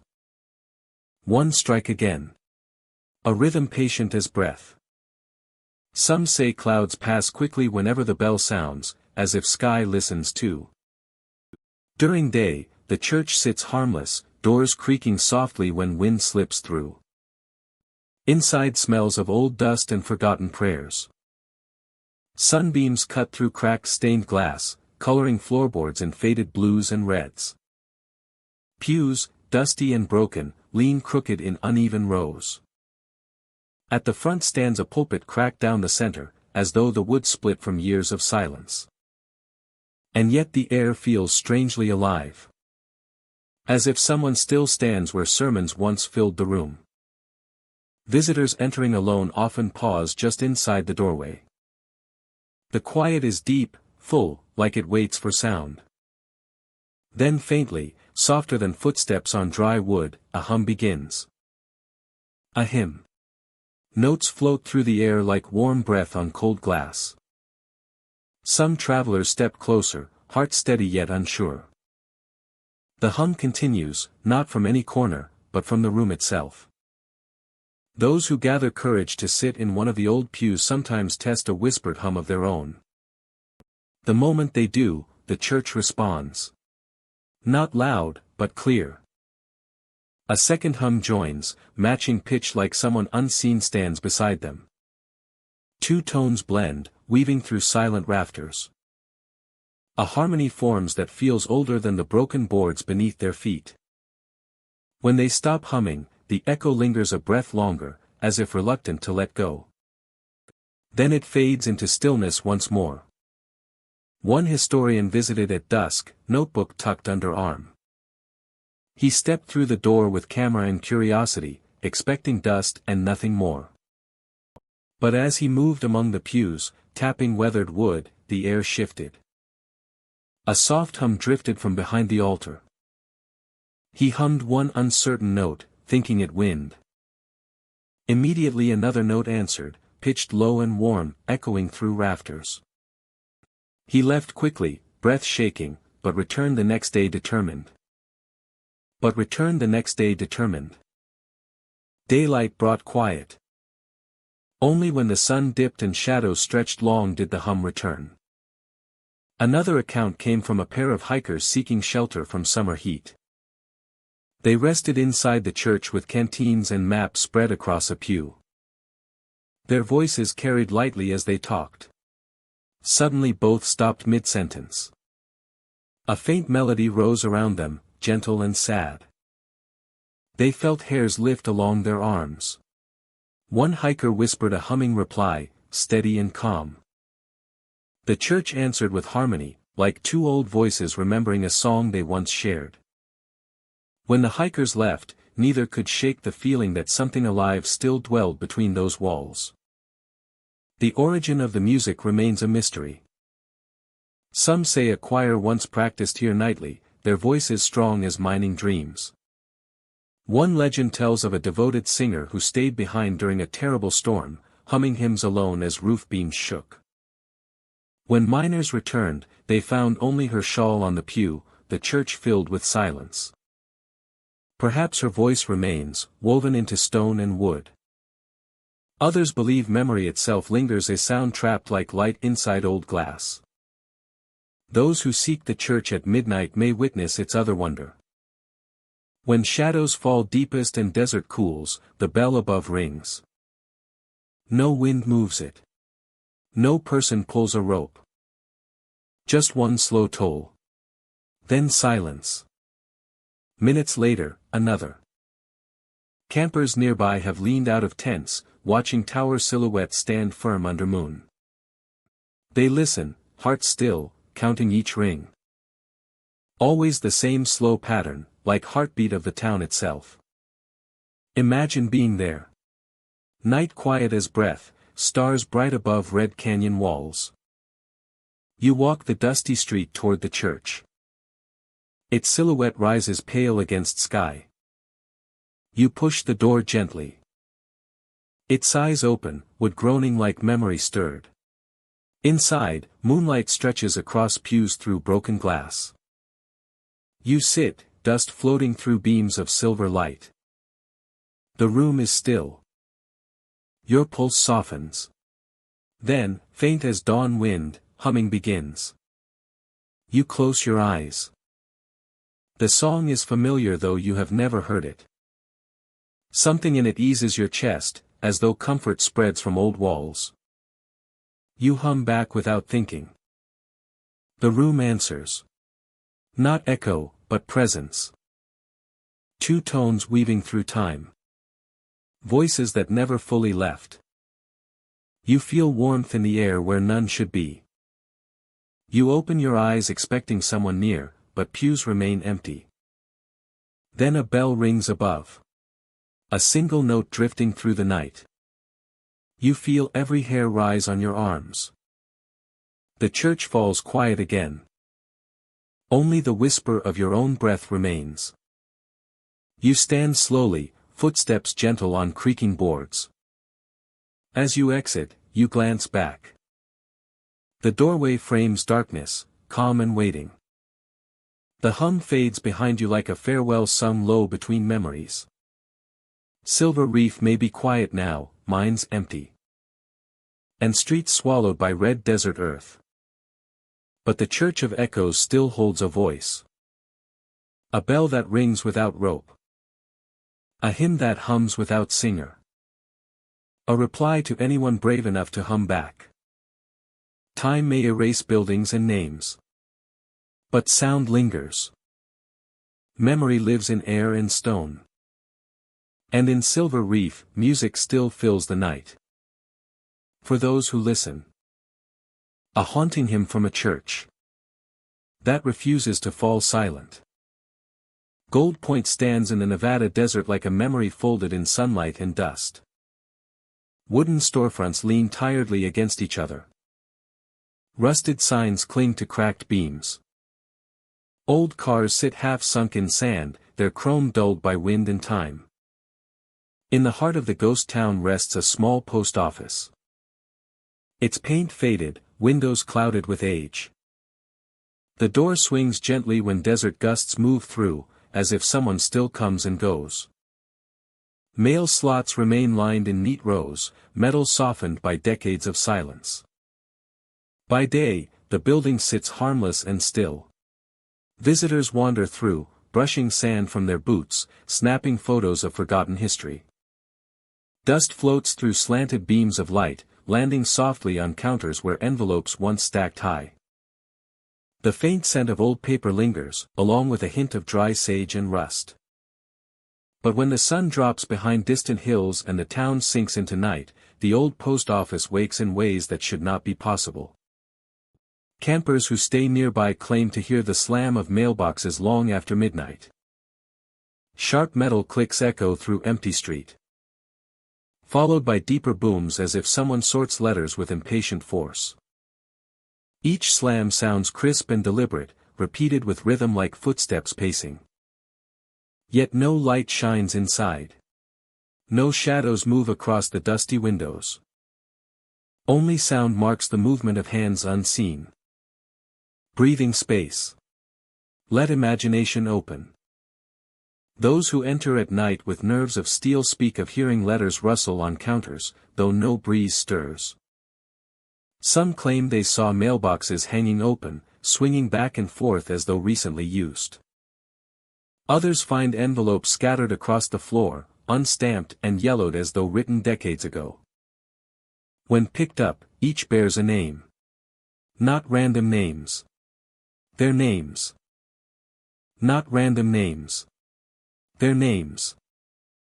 Spelled perfectly. Written in ink that has not faded. No address, only their full name across the front, neat and steady. Others find envelopes scattered across the floor, unstamped and yellowed as though written decades ago. When picked up, each bears a name. Not random names. Their names. Spelled perfectly. Written in ink that has not faded. No address, only their full name across the front, neat and steady. One traveler found such a letter resting alone inside a box marked 47. Her own name, first and last, written with careful penmanship. She felt her chest tighten, skin prickling with cold. She opened the letter expecting a prank, but the inside was blank. Just white space, untouched. She left it behind, though she could not forget it. Breathing space. Locals tell of an old postman who once served Gold Point with pride. Through scorching heat and winter storms, he delivered every note, every package, every message of hope or heartbreak. Some say he worked until he could no longer stand. Others claim he died sorting mail late one night, refusing to let a single letter go astray. When the town emptied after the mines dried, people left in hurry. They say the postman stayed, believing mail still needed delivering. His loyalty anchored him here long after doors closed. Maybe his spirit remains, sorting letters meant for people who have not yet lived their stories. Names unknown to history. Names of travelers who wander into Gold Point decades later. Names written as if expected. The letters feel like invitations. Or warnings. Breathing space, tension growing. One night, a pair of explorers camped near the post office. Around midnight they heard metal clanging from inside. Not random rattling, but mailbox doors slamming one after another like someone sorting with urgency. They saw faint movement, as if dozens of envelopes fluttered in a breeze that did not exist. When they finally gathered courage to open the door, sound stopped instantly. Silence heavy and dense settled inside like a blanket. They stepped in. Mailboxes all stood closed.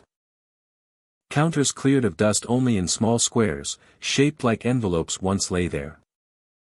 On the floor near the entrance 2 letters waited. Unstamped. One addressed to each of them by name. Breathing space. Another visitor described a voice behind him as soft as paper sliding. He said he heard footsteps pacing behind the counter, steady and slow. He turned quickly. No one stood there. Mail slots hung open though he swore they were shut seconds before. He found one old envelope tucked under a newspaper. His own name inked across front in perfect pen strokes. The inside contained only one line. Still waiting. He left without looking back. Breathing space. Imagine walking through Gold Point on a calm night. Stars above sharp as needles. The post office stands ahead, doorway slightly open as if someone recently passed through. You step closer. A chill crawls across your shoulders, carried by desert air. From inside comes a metallic clank. Then another. Then rapid sequence like someone sorting urgently in darkness. You push the door gently.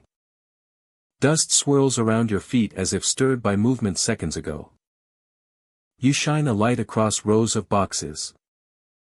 Their doors begin to tremble, one by one, clicking open with no hand touching them. Heart quickens. You step forward. A sound behind you, a papers sliding, chair scraping slightly.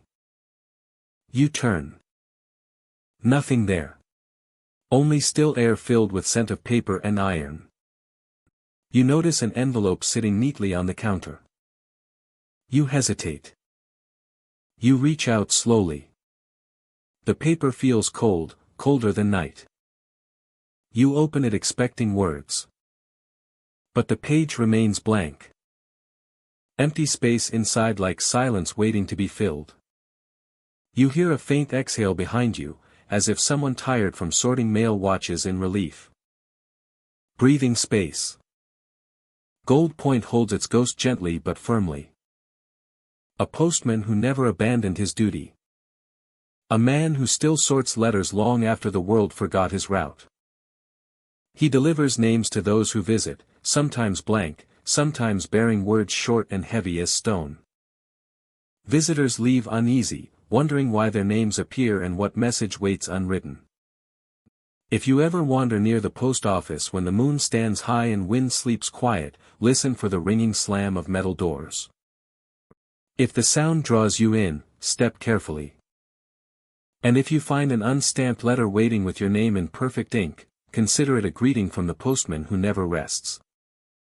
The building stands silent by day, but at night the old mail slots move as though history breathes. Somewhere in the dark, a loyal worker continues his rounds. In Gold Point, the mail never stops. Berlin, Nevada rests silent beneath sun-bleached mountains. Once a mining town alive with hope and ambition.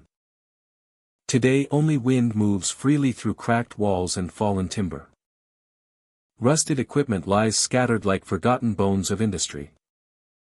The desert has taken nearly everything back, leaving only the ghosts of what once was. But one structure stands apart from the others. A small weathered shed near the edge of town. Locals call it the Bone House. More than a century ago, paleontologists uncovered a trove of dinosaur fossils in the hills near Berlin. Huge bones once belonging to ancient giants were excavated carefully and stored inside that shed before being moved to museums. For a time it was a place of discovery, of science, of wonder. But after the town died and workers left, the shed remained, holding secrets in its floorboards and walls. Visitors say something else is buried beneath the wooden planks now. When wind grows calm and night settles over Berlin, scratching begins under the floor. Soft at first, like nails dragging lightly through dirt. Then louder, more deliberate, as if something below pushes upward, searching for air. Campers who sleep nearby wake to the sound, heart hammering, unsure whether animal or earth itself claws for escape.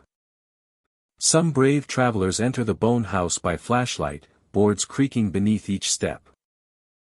The air smells of dust and old timber, thick with memories. Fossil fragments still cling to corners where spiderwebs gather.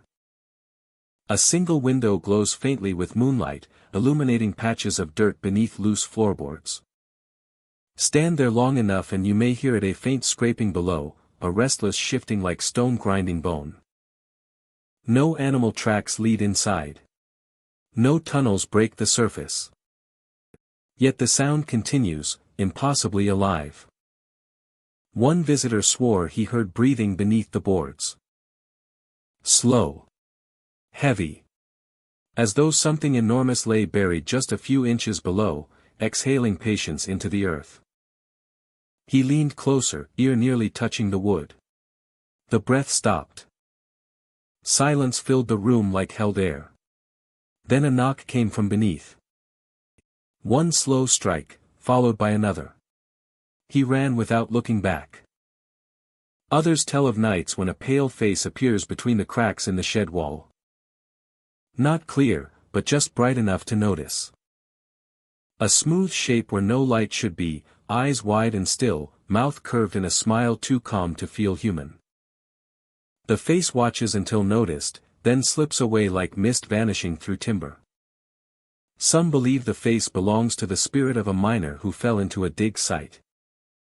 Buried accidentally beneath rubble. His bones may rest near the dinosaur fossils still hidden underground. His presence caught between worlds. Others whisper that the bones themselves remember life. That whatever ancient creature rested here for millions of years refuses to remain silent now that its grave has been disturbed.